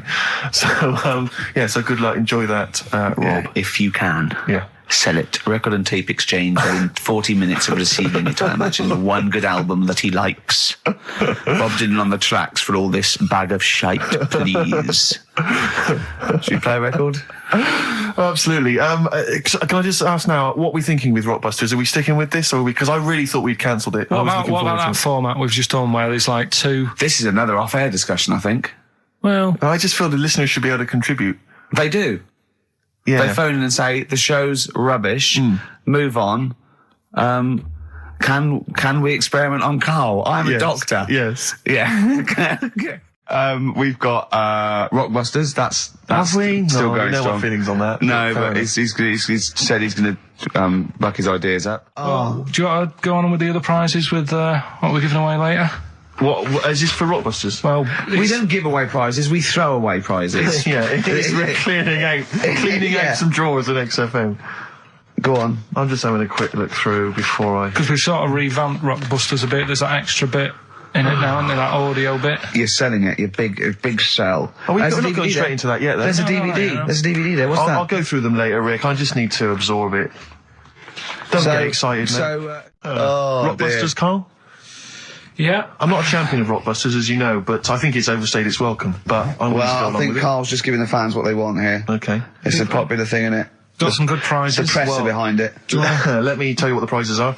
It's a dance music compilation, Cream Trance Anthems 2003. I've been Brilliant. playing a lot of trance on the Well, station. I put that on quite a lot and danced to it Exactly. myself. There's the original motion picture soundtrack to the forthcoming film adaptation. When you've seen the film, I'm sure that will mean more to you. You But like it's a- that, don't you? It's a good movie, yeah. Nicolas Cage I playing haven't seen himself it. and a twin brother. And it's written by Spike, it's directed by Spike Jonze. Joined at the, what? No, they're not joined at the hip at all, or at the face. And we've also got the best one-hit wonders album in the world ever. What have we got on there? We've got things like The Crazy World of Arthur Brown, brilliant. Nana, 99 Red Balloons. The Rembrandt. In fact, it kicks off with Nana. Sure. That's followed up by I'll Be There For You, the theme from Friends by the Rembrandts. Yeah. And of course, Breakfast at Tiffany's by Deep Blue Something. Brilliant. Deep Blue Something. Is What that the happened worst to name ever? I think it possibly is. No, Sixpence None the Richer. Sixpence None the Richer That's is a quite pretty bad name. Okay, again, I know we've got a lot of chill-out fans who listen to us, so the best chill-out album ever. Yeah. Bear in mind, of course, all these prizes collated by Carl from, I guess, people's drawers. Yeah, maybe their look in your bags. drawer, look in your drawer. Oh, dearie me. What is it? The only thing probably worth having is it's topical, if nothing else, Carl. A 7-inch by the White Stripes, Merry Christmas from the White Stripes. That was their exclusive Brilliant. Christmas single. So if you So want that's early, isn't it? It's You worth get that. saying. It is worth A lot of people have got to wait 11 months before that's released. Or was it last Christmas's? Exactly. And I have never heard of this DVD. Go on. I like to think of myself as being fairly familiar with TV and films, but I have never heard of Stephen King's Rose Red. Welcome On to DVD. a place evil calls home. And it's on DVD, it's certificate 12, so don't imagine anything too shocking. And it looks appalling. Is Rose Red Mansion truly haunted? To find out, Professor... Okay, we've got the gist of it. They're There's a not living very place good of- prizes. They're cobbled together, but if you've got nothing better to do, call in if you know the answers to these clues. It's Rockbusters. Let's not let Right, them call in, so Rick. I Please don't give let you- these people call in. I'll No, give you no, some. they're not calling in. It's email only. Carl, don't interrupt me. I'm just. Yeah. Ricky.gervais@xfm.co.uk. Email only. I can't stress that enough. We just don't want to speak to you people. Right, go on. Right, so I give some initials out and a cryptic clue, and it makes up the answer on that. Well, sometimes it does, yeah. Go on. There's two of them. There's a new aspect, which I'll explain about in a minute. So the first one is cryptic clue is, well, if he would have been wearing an helmet, it would have been all right. And the initial there is B, right? So, well, if he would have been wearing an helmet, it would have been all right. B, right? Band or an artist. Second one, why are them Jamaican fellas swinging fish around their head? Okay. All right, This initials just fills me with... DS. DS. Why are them Jamaican men swinging fish around their head? All right. And the final bit to Rockbusters. It's a new bit. Last week I played you this.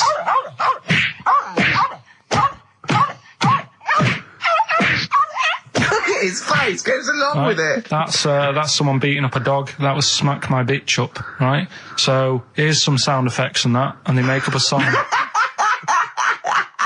I could listen to him talk Hang on, all day. let's have a listen to the effects.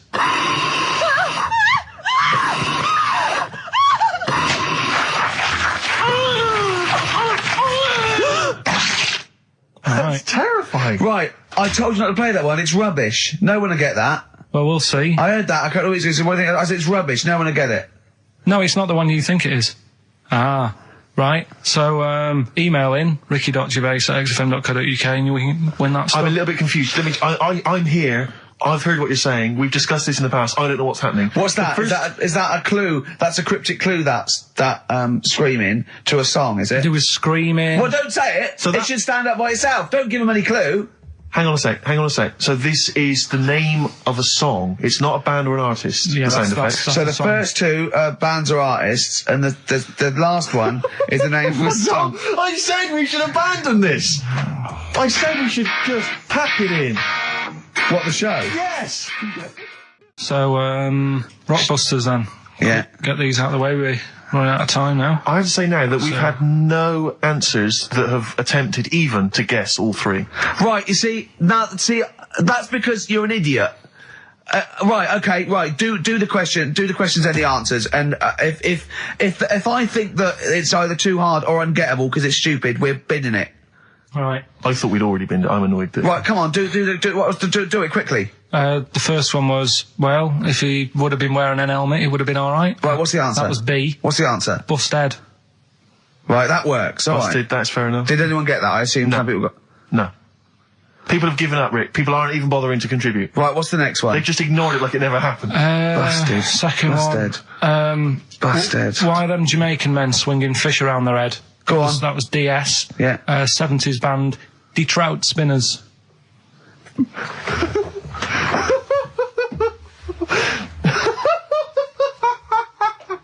The Detroit Spinners have become the D-Trout Spinners. Yeah. Okay. Brilliant. And then the final bit, I play you some effects. They went like this. Let's hear this. It's terrifying, Carl. It's sinister. Well, what's happened there? What was happening? No. What's the answer? That was Born Slippy. The woman was having a baby. The doctor tried to grab it. It fell onto the floor. That's in your head, Carl. That's just a load of screams. That's and in noise. your head. Oh. Do you know what? I haven't even got onto Born Slippy. I'm still on the Trout Spinners. Well, let's put a song. That's it. I don't know what to say. A song for the. A song for the ladies, surely. Did anyone get any of those? Let's end with Nick Drake and the Beautiful Riverman, and we'll see you next week. And hopefully, Born Rockbusters Slippy, will be the Trout Spinners. ditched. The Trout Spinners. Well, don't keep saying it. You say it like that. Well, well, we've got a show lined up for you. Sad news for Rockbusters fans. It is going to be the last Rockbusters. Does that mean that we are doing another one and it's the last one? Or We are you've doing scrapped another it all one, together? and it's the last one. Oh, man. Got a bit of a special one, Steve. Have you? Yeah. It's just sort of done. Oh, it on, makes sense. No, it's, First time only. no, it's done on accents because I'm running out of like clues and that to use. Oh, is this as good as the Jamaican one? The Trout Spinners. The Trout Spinners. That doesn't work at all. A bit like that. Okay, so go on. What's the gist of this one? Well, it's just I've been the sound effects bit. That didn't really work out. So there's three sort of cryptic clues. Yeah. And Sort of cryptic, yeah. it's done on accents, and I've sort of worked down the country. So I've got a northern one, I've got a Brummie one, and I've got a Cockney one. All right. Excellent. We'll look forward to that. Right, Carl, moving on. Got a lot to cram in. If you yawn again, or pick your teeth, or chew... Can I just, sometimes I get told off by Carl. He gets a little bit sulky if I slag off the prizes that he sources for each competition. This is from Rob in Croydon. He's a former winner of Rockbusters. Yeah. He said he didn't even know what the prizes were going to be when he entered. He won, and sure enough, for one night only, he was a hero. The following morning, it was just Rob again, and all I had to show for my triumph are 5 compilation CDs I'll never listen to. Yeah. And 2 DVDs I'll perhaps get £9 for on eBay. Please get some decent prizes. Ricky, you're BBC's golden child of comedy. What are you doing? How many of your listeners really are into Stephen Polyakoff's The Lost Prince? No one. That's how many. Now that is a winner. That's someone who's got a reason to like us and like you. I think he's got the same attitude as Steve when you give him something for free. Yeah. Sorted you out with NERD tickets for last night. A lot of messing around, a lot of phoning round going on to get you them tickets. Yeah. Come in today. You enjoy the gig? Couldn't be bothered going, Carl. Typical. Yeah. I didn't say I couldn't be bothered going, Carl. You just assumed that was the case. You're right, but Well, the point is this, Carl. Once you've given me the tickets, they are mine to do with as I see fit. the thing is, what annoys me is, right, I bet he hasn't even listened to them CDs. He might find something on there. That's his point, I think. Yeah, to be fair. But I don't want to give them stuff that's too good, because then they'll listen to CDs instead of XFM. Of course, there's always careful planning. So You always got an answer. Oh, Carl, you're my hero. We don't care, do we, Carl? Well, I think the prizes are all right considering what they've got to do. Do you know what I mean? Yeah. Right. It's just a bit of fun, for God's sake. So, Please do not blaspheme on air. We got a crack on here, XFM 104.9. We've got to get in Rockbusters and a couple more tracks. Ricky Gervais, Steve Merchant, Karl Pilkington. Karl, go for it. This is Rockbusters, the last ever Rockbusters. Right, yeah, it's a accents special one today. I've done it before in the past using accents, so Yeah. 3 cryptic clues, initials, email in, you can win. Do the email address So- now so I can take it down and start going. Right, ricky.gervais@xfm.co.uk, right? Yeah. Right, first one. The northern lad remembers he had to tell his mum's daughter something.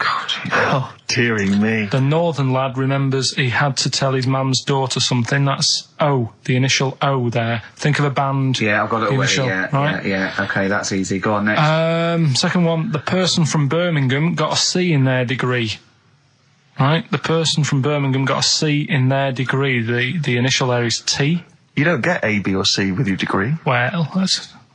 And the final one, the Cockney fella isn't happy. Everything's going wrong. That's DH. The initials there, DH. So very quickly, the northern lad remembers he had to tell his mum's daughter something. God, they're not going to get the second one. O. Second one, the person from Birmingham got a C in their degree. Initial T. And the last one, the Cockney fella isn't happy. Everything's going wrong. DH.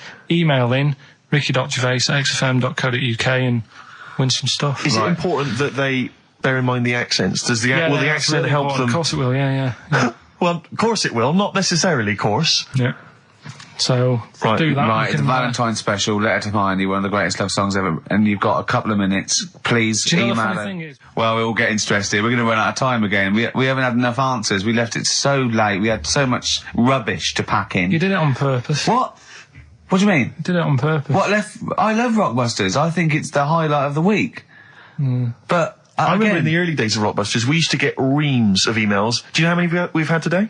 go on. 2. Yeah, because we've just done it in the last link, and people have to think about it and do research. They and have to that. guess because I don't think XFM Family Fortunes is going to be a success. Don't knock XFM Family Fortunes, Carl. It ran on ITV for years. Right, well, Yeah. So has anyone got any right, Carl? Well, what we'll have to just do as is- well, we haven't got any prizes to give away anyway because we he gave have- them away on we next have- month. Yeah, Have we? we're coming through now. Let's see. Just hang on a minute. Well, this isn't radio. You can't just sit here looking at a computer screen going, hold on. That isn't radio. Right, well, it'll have to be the one who got the closest, right? Okay, who got the closest? What are the answers? Give us them again. Right, the northern lad remembers he had to tell his mates, his mum's daughter something. I'm so glad this is the last one ever. This is the last, I promise it's the last Rockbuster ever. The northern lad remembers he had to tell his mum's daughter something. That was O. Yeah, I know that. What was it? Oasis. Oasis. Right. Yeah. So that was a I northern like that one, lad. that works. That works, though. Go on, what's the next one? This one worries me. Go on. The person from Birmingham got a C in their degree. No idea. That was T. Go on. Toto. 2-2. A C as well. Just made it up. A C. 2-2. I love it. I love it. Toto. Well, Toto. right, no, did anyone get Toto. that? Yeah. You are I just saw joking. it on an email. Right, Someone come on. got What that. was the Right, last okay. one? That's extraordinary. Last one. The Cockney fella isn't happy. Everything is going wrong. Going back in time a bit. The initials DH. Going back in time a bit.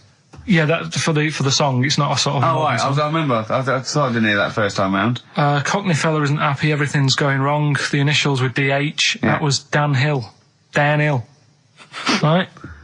Dan Hill. Nobody got that one. That's a tricky one. But Steve, do you want to pick someone who got a couple? I mean, I imagine Dan Hill was on everyone's lips. I mean, a I'm lot of sorry, people- I think I know about music, but I don't know who Dan Hill is. Sometimes when we touch. Yeah, the honestly is too much. It's Doesn't ring an any bells with me. awful ballad from about 1973. Yeah. Right? No one would get Dan Hill. Did anyone get Dan Hill? Well, I don't know, Steve. You are just. I'm not going to check. I can't be bothered. I just want to celebrate that it's over. I'm just pleased that we're finished with Rockbusters. What? Right. Did anyone get it? Hang on a minute. I've got to Put that check. one back. I want to hear that answer again. What? Carl, leave the mouse alone and let me find that one. Right. That is someone's contempt for you. Yeah. They've put Oasis, fair enough. Second one, Travis, they've just gone. Third one, Oliver Hardy. They don't care. That's how much contempt people have for What's you. the answer? NERD. Yeah. provider. Oh, I hope the Sonys weren't listening to that. I'm not going to come in for a couple of weeks. I'm not going to be here next week. Okay, no, leave it a couple of weeks. Yeah, Right, I think we should just take a break. Everyone should just take a break. Do a special or a best of, Carl, because this is. Well, I've got to go away and rethink this whole thing because I think it's actually probably damaging our reputation. Definitely. What are you going to do next week? Are you going to come in, Carl? I'll have to be here to play it out, won't I? Fine. Yeah, right. Because we didn't give the winners of the competition. See you later. Yeah, I'm not going to be here. Trying to stop suddenly in Italy. TB. Turing brakes. It's like a rockbuster, Carl. They were the good old days. I know, yeah. Painkiller on XFM 104.9. But look, Rockbusters is gone. Forget Rockbusters. Long live songs of phrase. Over to you, Carl. All right, well... You know, Rockbusters was one of the things they were protesting about last time. that was why I just had to listen to them. They just kept stopping me in the street as I was trying to get to the tube. You've got to stop Rockbusters, it's run out of steam, they said, and I'm glad. Yeah. That's why they always do it on a Saturday. Yeah. They make their way to Leicester Square for 3 o'clock. Yeah. Because I remember saying to you about Einstein, who do you think's clever? You weren't impressed with it. I said Einstein, and you went, this is a quote, you went Einstein. Well, yeah. Now, I've never needed... You got it wrong. You went, I've never needed MC squared in my life, but the fella who made the video recorder, I watch one a week. Yeah. Right. That's right. Brilliant. And it's the fact that everybody's got one good idea in them, Yeah. right? Like Newton said about the apple. Yeah. I did Rockbusters, Yeah. right?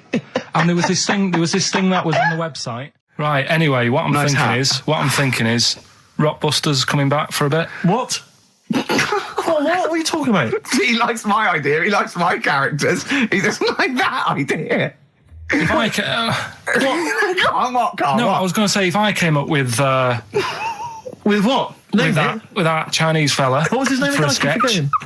you wouldn't have liked it. So let's do Rockbusters and see how it goes. I know you weren't a fan of it, but Hang on, Yeah, I but thought- to be honest, Carl, he dissed Cheap as Chimps, and we know that's a brilliant idea. Hang on, sorry, we all agreed that Rockbusters was a piece of old toss. no, I didn't. I said it needed And that's why resting. we stopped doing it. I said it needed resting for a bit. I don't remember that conversation. What do you mean it needed resting? We abandoned it because it was appalling. You it started off as a nice idea, but you just gone crazy. None of it made any Let's play a sense. record and come back to this, shall we? What do you want to play? Bit of sugar. Oh, Yeah, brilliant. That'll cheer us all I up. don't know why you were thinking of bringing this back. I'm genuinely worried about this. Well, Is that the doorbell? do you want to do Rockbusters, Steve? Now, can we? Okay, do listen. It? With the whole Rockbusters thing, I don't want to be responsible for bringing it back. So I think we should put it to the vote. You should email in. We'll give people 5 minutes to email in. I'll take a straw poll. Do you want to see the return of Rockbusters or not? We're leaving it to you, Right, the audience, to decide. okay, Steve. I guarantee it's going to be a landslide. They are all going to want it. But why have we ever trusted our listener? We know what they're like. You've just described some of them with a bloke in Waitrose and Columbo's wife shitting herself. So that's the sort of people that, you know what I mean? Yeah. It was weird because the Waitrose guy did ask for my autograph before he was hauled away. So maybe he is a listener. But all I'm saying is maybe the posters have drawn in some fresh blood. There's some people who've maybe not heard Rockbusters before. They're the ones who probably vote for it. Anyone else who's heard it before, surely they're not going to see the return of that. No one wants to see the return of that. What's the number? No, let's email only. We don't want to speak to these freaks. Ricky.Gervais at XFM. I know the fact we don't want to speak to these freaks. We work with one of them. Yeah. God. Yeah. If you want to see the return of Rockbusters, vote yes. If not, no. Tone it down a bit. Let's not do 3.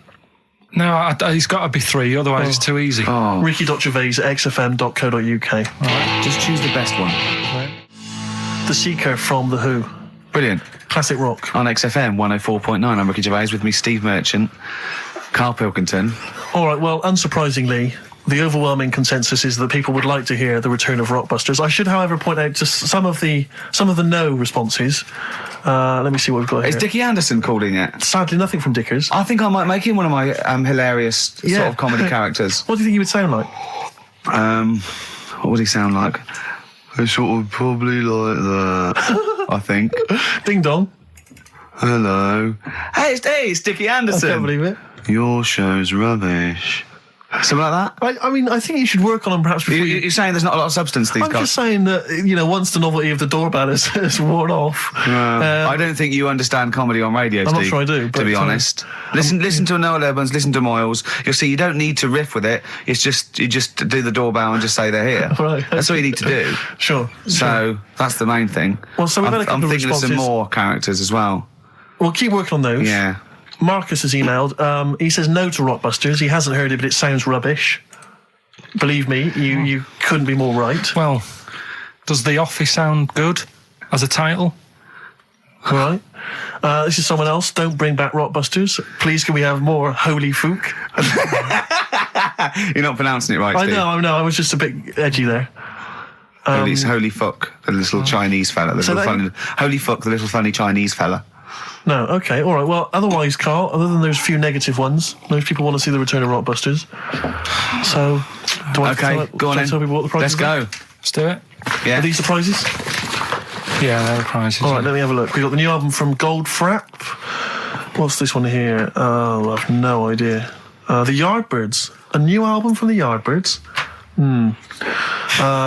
On VHS, Coogan's Run, the show where different characters make an appearance each week, including, I think, Pauline and Paul Calf. Good stuff. Who the hell wants this? Meglos, a Tom Baker Doctor Who edition. And the only decent thing really in the collection, other than Coogan's Run, is the X-List, the double CD featuring lots of current indie favourites. So not bad little selection there, Carl. Yeah, well, if you are new, you haven't heard it before, I sort of give a cryptic clue and then some initials. I'd say it isn't cryptic. It's like, what am I thinking that might or might not be the initials that I'm going to say. That's how you got to think, really. Yeah. But go on. Do you want to remind them of any that spring to mind? Just as a Exploding Pet was Atomic Kitten, doesn't really work. What else? I fell down in a puddle in Texas. I got my legs wet. Knelt down in the puddle, got my legs wet. Wet Knee Houston doesn't work either. Whitney Houston. Jamaican swinging a fish round. De-trout spinners doesn't work in the slightest. Doesn't work in the slightest. That's how they work. So there's three of them. You email in. So here we go then. Number one, the gingerbread man has only got one leg. Right? The gingerbread man has only got one leg. Got the it. Initials there, LB. LB, right? Okay. Second one, these people from the East Midlands swear a lot. All right? These people from the East Midlands swear a lot. These people from the East Midlands swear a lot. The initials TTD. Right? And the third one, have a holiday in Italy. Right? So you've done three then? TB is the initials on that one. So quickly again, the first one, gingerbread man's only Yeah, I got that one as well. I got that one. I got two. These people from the East Midlands swear a lot, TTD. And the third one, have a holiday in Italy, TB. Email in with what the songs are and you win that stuff. Ricky.Gervais@xfm.co.uk. Hang on, it's not the songs, it's the artists, isn't it? Yeah, just Oh yeah, like he said that. Yeah. Okay, fine. Email only, please. Ricky.Gervais@xfm.co.uk. we got that going. Yeah, looking forward to the answers on that. Bit of feeder would be good, wouldn't it? All right. I love this. Forget about tomorrow. Feeder on XFM 104.9. We've had a response from Dickie Anderson. Dickie Anderson, our number one fan, although not a man who's, he's not afraid to criticise constructively. Yeah. And he's simply emailed in, surely your show is bad enough without bringing back Rockbusters. A valid point. Placebo and Bitter End. I don't want to contradict you, lads, but it's not. We've got a full hour to go on the Ricky Gervais Show on XFM 104.9. I am Ricky Gervais, the aforementioned Ricky Gervais, with me, Steve Merchant and Karl Pilkington. Rockbusters. A Forest, The Cure, XFM 104.9. Good track, isn't it? Oh, yeah. Going all the way back. All the way back there. Wow, Rockbusters. The results. You've had a few proper answers, I hear. So either I'm wrong or people do think like you. I've got two of them. What are the clues again? Right. First one was the gingerbread man has only got one leg. I got that. That was LB. Limp Bizkit. Right. Yeah, the that third works. one. The third one that I think you worked out. Yeah. Have a holiday in Italy. Chewing breaks. TB, chewing breaks. Yeah, this is the one I can't get. If there's a reason why I can't get this, we're not doing Rockbusters Can again. I give the answer to this one? Yeah. What's the clue? The clue, these people from the East Midlands swear a lot. Yeah. TTB. TTB. The answer. TDD. Yeah, go on. Give the clue again. These people from the East Midlands swear a lot. Tourette's Trent D'Arby. Right, you're never doing Rockbusters again. Tourette's Trent D'Arby. Right, you're not doing it. You're never doing. You've blown it. You see, you sneak that one in. Yeah, but I always like to sort of give two that, you know, are fairly easy, and then you sort of work out the men from the boys then, don't you? Yeah. Well, I mean, if I'd have done a character called Tourette's Boy, friend of the little Chinaman, and it went ding dong. Oh look, it's Tourette's Boy, friend of holy fuck, holy fuck. You'd have been annoyed. Do you know what I mean? Oh, who's your mate, Tourette's Boy? Holy fuck. You'd have been annoyed, wouldn't you? Is that a character from Lenny Henry's show?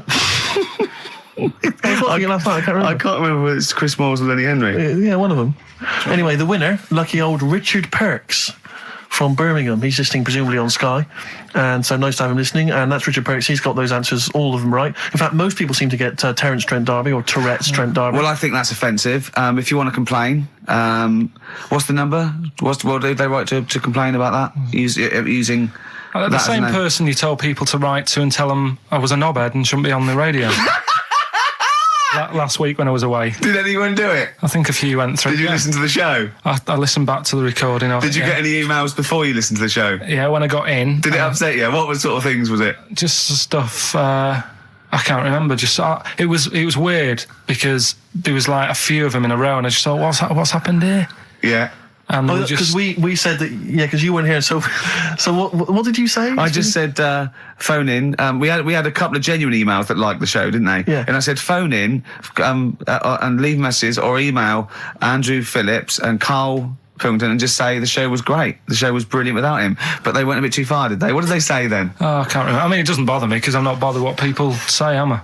No. Do you know what I mean? No, you don't care what you say to people either. Poor little Robin, he looked crushed. Whatever. Whatever. Well, it doesn't matter because he's doing well at what he does. He couldn't even hitchhike home because they wouldn't stop because his thumbs didn't show up. He couldn't. He was waiting there for ages by the side of the road. Do you know the difficulty he has buying gloves? It's murder for him. He wears little oven gloves. Yeah. From like Wendy houses. He has to wear Barbie oven gloves. Yeah.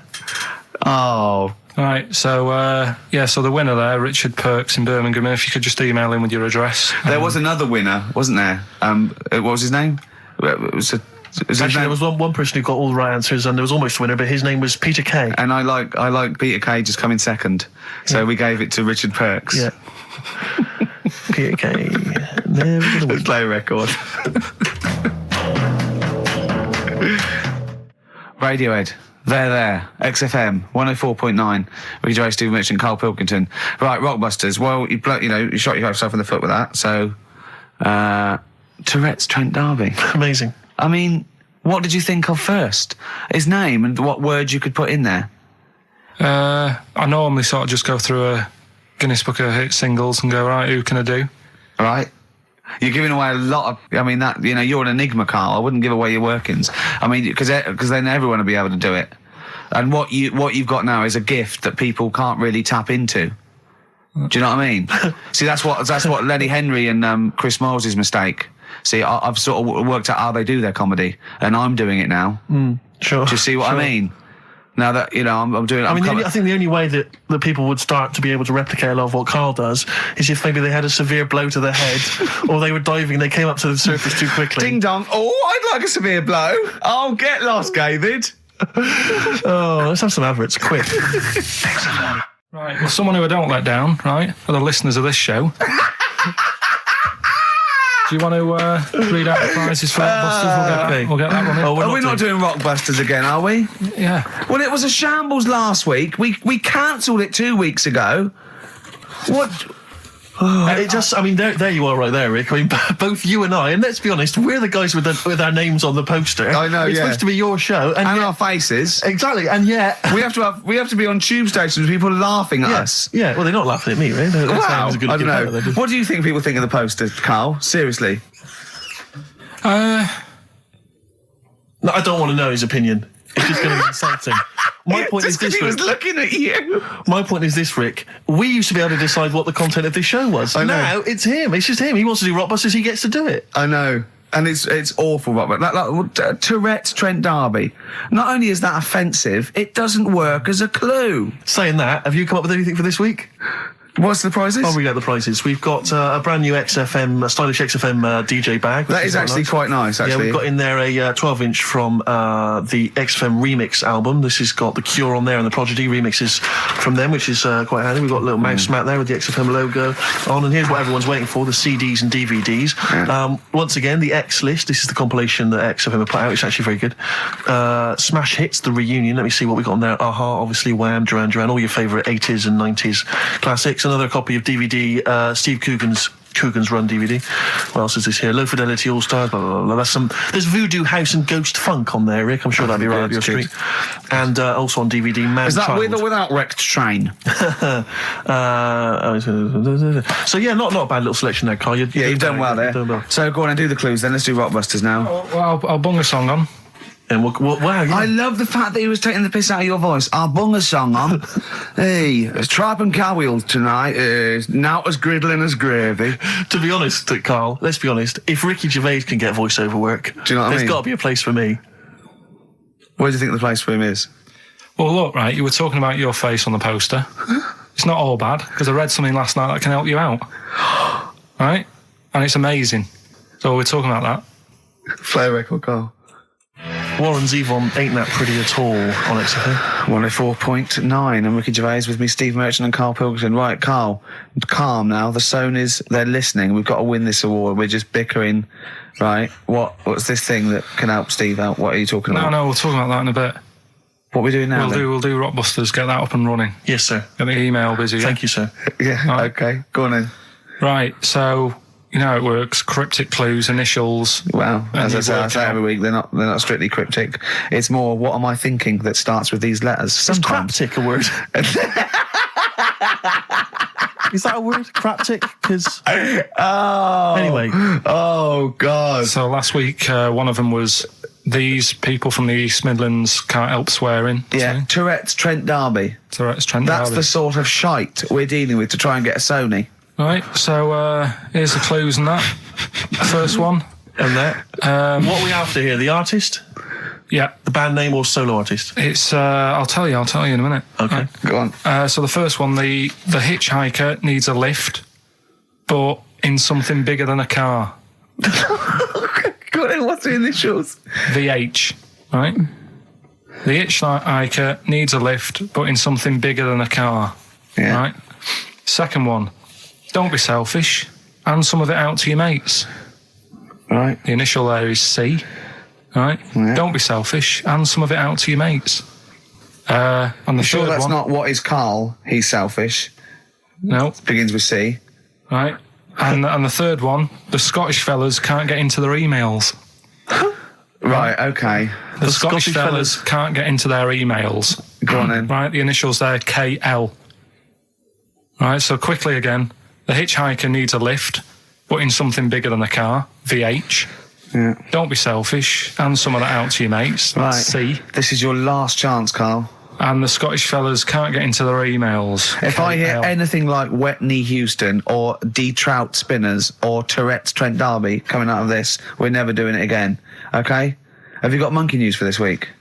Don't know if I want to do it this week. So, just because breakfast do it and that, and just leave it maybe this week. See what happens. See if we need it. We'll see. Sometimes I don't know. Play a record a minute, Carl. I'll talk to you off air. Play a record. Well, what? What's the email address again?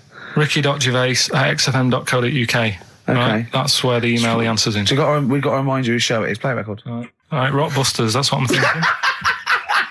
Straight to it. Straight to it. Go on then. Who's the winner? Right, Oh, go on. Do the clues again. Right, the first one was the hitchhiker needs a lift, but in something bigger than a car. Yeah. Snappy. Go on. VH. Yeah. Right, that was Van Halen. Van Halen. Halen a van. Because he wanted something bigger than a car. That's the first one. Yeah. All the Second one. tenses are mixed up. Everything. It's just. Go on.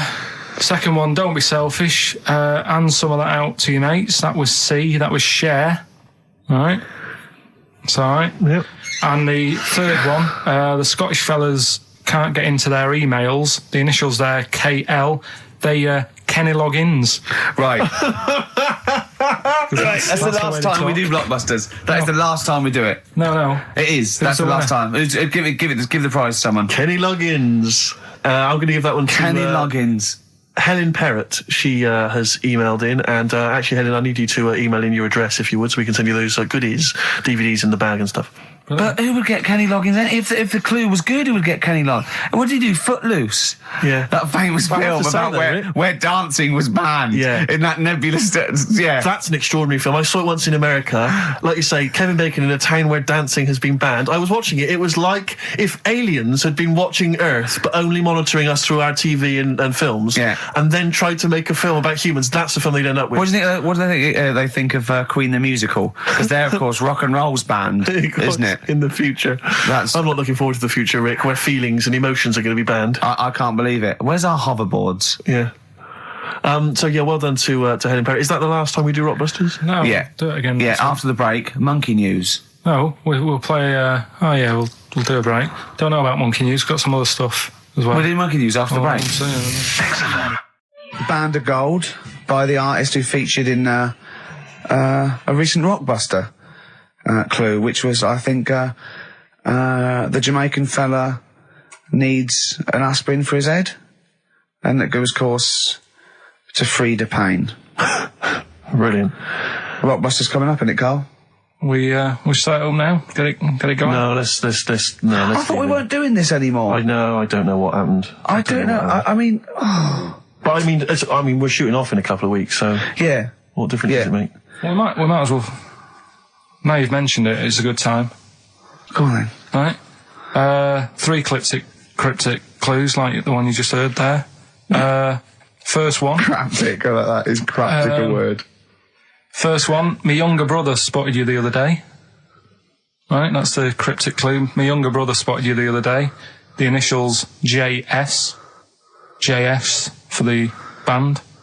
Second one, that champagne belongs to the boxer's kid. That's the way he looks up, like it's Oscar Wilde. Yeah. It's That champagne belongs to the boxer's kid. The initials are AM. And the third one, the vibrators, and the initial B. What? Right? The vibrators, and the initial is B. So the first one, my younger brother spotted you the other day. Oh, I know that one. That's ridiculous. JS. The phone's going. Second one, that champagne belongs to the boxer's kid. Yeah. AM. And the third one, the vibrators, the initial B. So email in, and you win. You can say the prizes later, can't you? Well, I tell you what, this is terrible. I mean, we didn't even say the prizes. We weren't going to do this. The phone's going. Look at the phones are going mental. All right, well, Carl, did you ever do paintings and drawings at school and then bring them home and your mum put them on the fridge? No, not really. I never brought them home. What, did you just screw them up and throw them in the bin? I just left them at school. Yeah. I'd never had a bag. All right. We should give the Rockbusters clues again, one final time before we give out the answers. And I should mention the prizes as well. If you still want to enter, we've got various things, a couple of CDs, a smash hit CD. Like looking into a mirror. Let's move on from that. Club Anthems 2003, Strange and Beautiful. Eh? I hate being nude anyway. Why? What do you mean you hate being nude? It's not normal if you walk about. Do you walk about the house without on? No, because we've got windows. Yeah, but alright, with the blind shut or whatever. Well, I have a bath. No, but say like with with Jane and that. Are you happy walking about? No, just think, no. I'll walk around in my pants or a towel. I won't purposely walk around nude for the sake of it. No. No, I know, but I in the morning I don't mind when I get up. Yeah. Go for a shower, but I don't sort of flaunt it about. I just wondered if that's normal or. Well, no. What do you mean? Is it normal? If there's no one can see you, then No, but your girlfriend's in and that. But what I mean is like, you can put a pair of pants on, can't you? Do you know, all I'm saying is... Well, put Steve's on if you want. Yeah, for 30 quid. What do you want to do? Do you want to put a pair of pants on now? No, it's just like you're asking me to do it for a pen. What would you do, right? What would you do, right, if you did that thing with Steve and you left your pants in there, you went and you put his on, but it was sort of like, it was damp. Right, so Rockbusters then, we'll get this out of the way, right? So the prizes, Carl, mentioned there's a number of CDs. We've also got Wild Weather, a fascinating, it looks like 2 VHS set about weather, about various weather conditions around the world. That must be selling like hotcakes. Sean Lloyd could be in that now. Yeah, indeed. And also signed by Norman. It's Fatboy Slim's Big Beach Boutique. That must have been troublesome for the station that has close ties with Norman to get hold of. But well done. And that's Fatboy Slim, Big Beach Boutique. So yeah, there's a number of not bad prizes to give away there. And the clues were, Carl? First one was my younger brother spotted you the other day. The initials JS. We had That Champagne Belongs to the Boxer's Kid. That was AM. And third one, The Vibrators. That's rubbish, that one. And the initial B. We'll give away the prizes and the answers next. What, we going to play a record, or what we got coming up? We got Monkey News. Yeah, we got that. We got We've got loads, too numerous to mention at the moment. We've got any adverts? got some of them. Oh, brilliant. Cram them in later. Excellent. Look forward to that. Joe Jackson. Good track. Good tune. Well, it's on. Different for Girls. Joe Jackson on XFM 104.9. A retro cut. Bit of Monkey News would be good, Carl, if you got that. We're struggling here. We're struggling, Steve. Wait a minute. You say that, but wait a minute, the answers for Rockbusters are coming up right now. So, you thought people were turning off? Oh, my God. What have we done? We've done Take My Shoes Off for Money. Take My Shoes Off for Money. We've done that. We've done, oh, look at these funny postcard breasts. And we've done We Didn't Win a Sony. Coming up, regular features. Jeez, we got nothing, have we? Come on. Sometimes it's good. Come on, Carl, save us. You've got to save us. So Rockbusters answers then. Are we doing them now, Steve? Yeah. Right. First one, my younger brother spotted you the other day. The initials there, JS. That was Junior Senior. Right? Yeah, good. I'll give you that.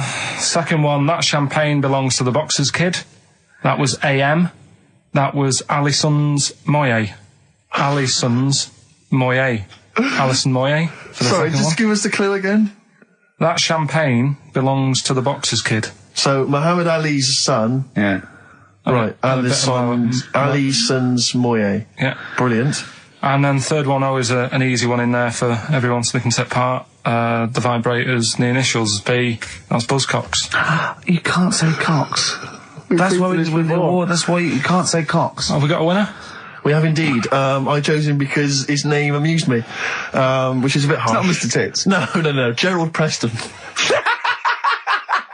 Sorry, Gerald. I don't know why that tickled me. It's so unfair. It only tickled me because it's not funny. There's so nothing unfair. funny with Gerald Preston. There is nothing funny. I think it was because it sounded like it was a man of a different generation. I think that was why Gerald Preston. It sounded like... That's terrible. I know. Right, Gerald, there's nothing funny about that name. There's nothing funny about the name, Gerald. Steve just made me laugh. He knew. I don't know why that made us laugh, but it just tickled me. But Gerald, whatever you think of your name, don't worry, because these prizes There's including nothing funny Fatboy about Slim. Gerald Preston. I don't know, Gerald, if you're a fan of Wild Weather, but you've got a 2 VH set coming to your way, so you certainly will be interested in extreme weather conditions by the end of that, I would have thought. Plus some arbitrary CDs, so good luck, Jerry. Oh, dear. Excellent. Right, brilliant. Good. That's that sorted. Right, let's have another tune and then maybe some monkey news. Yeah. Right, Rockbusters, what have you got for us, Carl? Right. There we go then. 3 clues, 3 cryptic clues, couple of initials. Email in, ricky.gervais@xfm.co.uk, win some stuff. Do you want to go through this stuff? Yeah, you get them. You're definitely improving yourself as weeks go on. We've got a 3 CD set of the best of Inspiral Carpets. How they've strung that over 3 CDs, I've no idea. Yeah, I know. Extraordinary. A number of other CDs, all of which are okay, plus a T-shirt and a copy of Marion Jeff Series 1 on DVD. Not bad at all in an XFM bag. Well, he's noticed X-Men 2 isn't there, because it's not out yet, but it is at the cinema, so I think Hayley should go with, what's his name? Shut up. Okay. Right, go on, Carl. Right, the clues are, clue 1. Oh, they're having problems. They haven't got any- this is Right, brilliant. Rockbusters. This is what we've been in for. I tell you what, I think Foxy was really soft on us. I think he's... Oh, go on. This is what we tune in for. Okay, so this clue Go on. one again. So go on. This is brilliant. Come on. This is like Who Wants to Be a Millionaire? It's class. Come on, Carl. Don't worry about him. He doesn't understand radio, Carl. I heard his show before we had us. He was doing it. It sounded just like Dr. Fox. Yeah. Right, Go on. clue one. They're having problems. They haven't got any rice. Say it again and say it like it's written down. Right. Say it like it's like you're reading it as opposed to making it up as you go along. I know you are, but say it again, because all the ums and ahs, people think are integral. They're having problems. Do it again. They're having problems. They haven't got any rice left. Different. A cryptic clue every word. That's the matter. I And love that. what's the initial? CC. CC, and the clue again. They're having a few problems in that. Because they haven't got any rice left. Different every time. Go on, that's number one. Second one, the Geordie fella doesn't know what he's been charged for.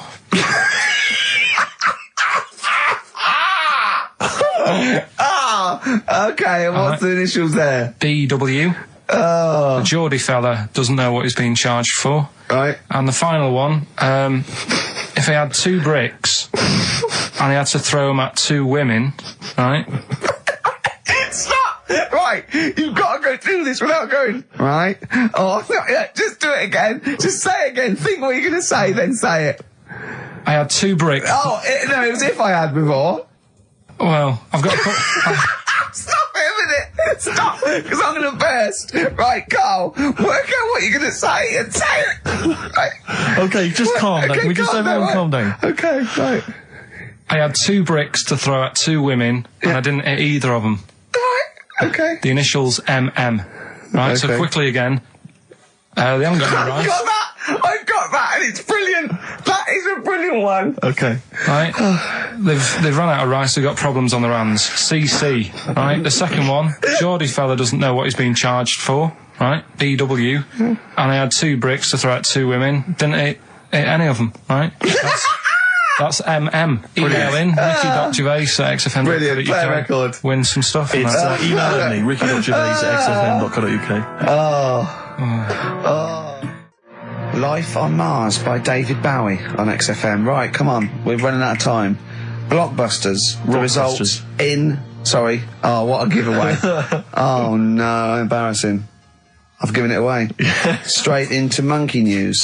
Go on then. So, yeah, Rockbusters, what were the clues? The clues were, the first one was, they're running out of rice, so they've got problems. That was CC. That was China crisis. Right?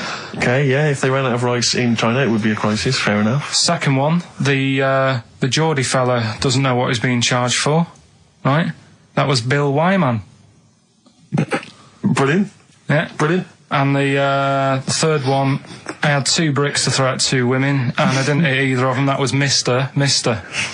I let him up. Those were alright, those. That's extraordinary. The winner, Gina. I think Gina Ferry. Well done, Gina. And the reason I gave it to Gina is because she's included, and this is a wonderful segue, some monkey fact information of her own. She says, apparently, that the group Chumbawamba got their name from one of those monkeys in a room with a typewriter experiments. Someone did it as a joke, and Chumbawamba was a word that was typed out, and that's where the group got their name. And apparently. their lyrics. Absolutely, yeah. Which is good. So let's have official monkey news. Play the jingle.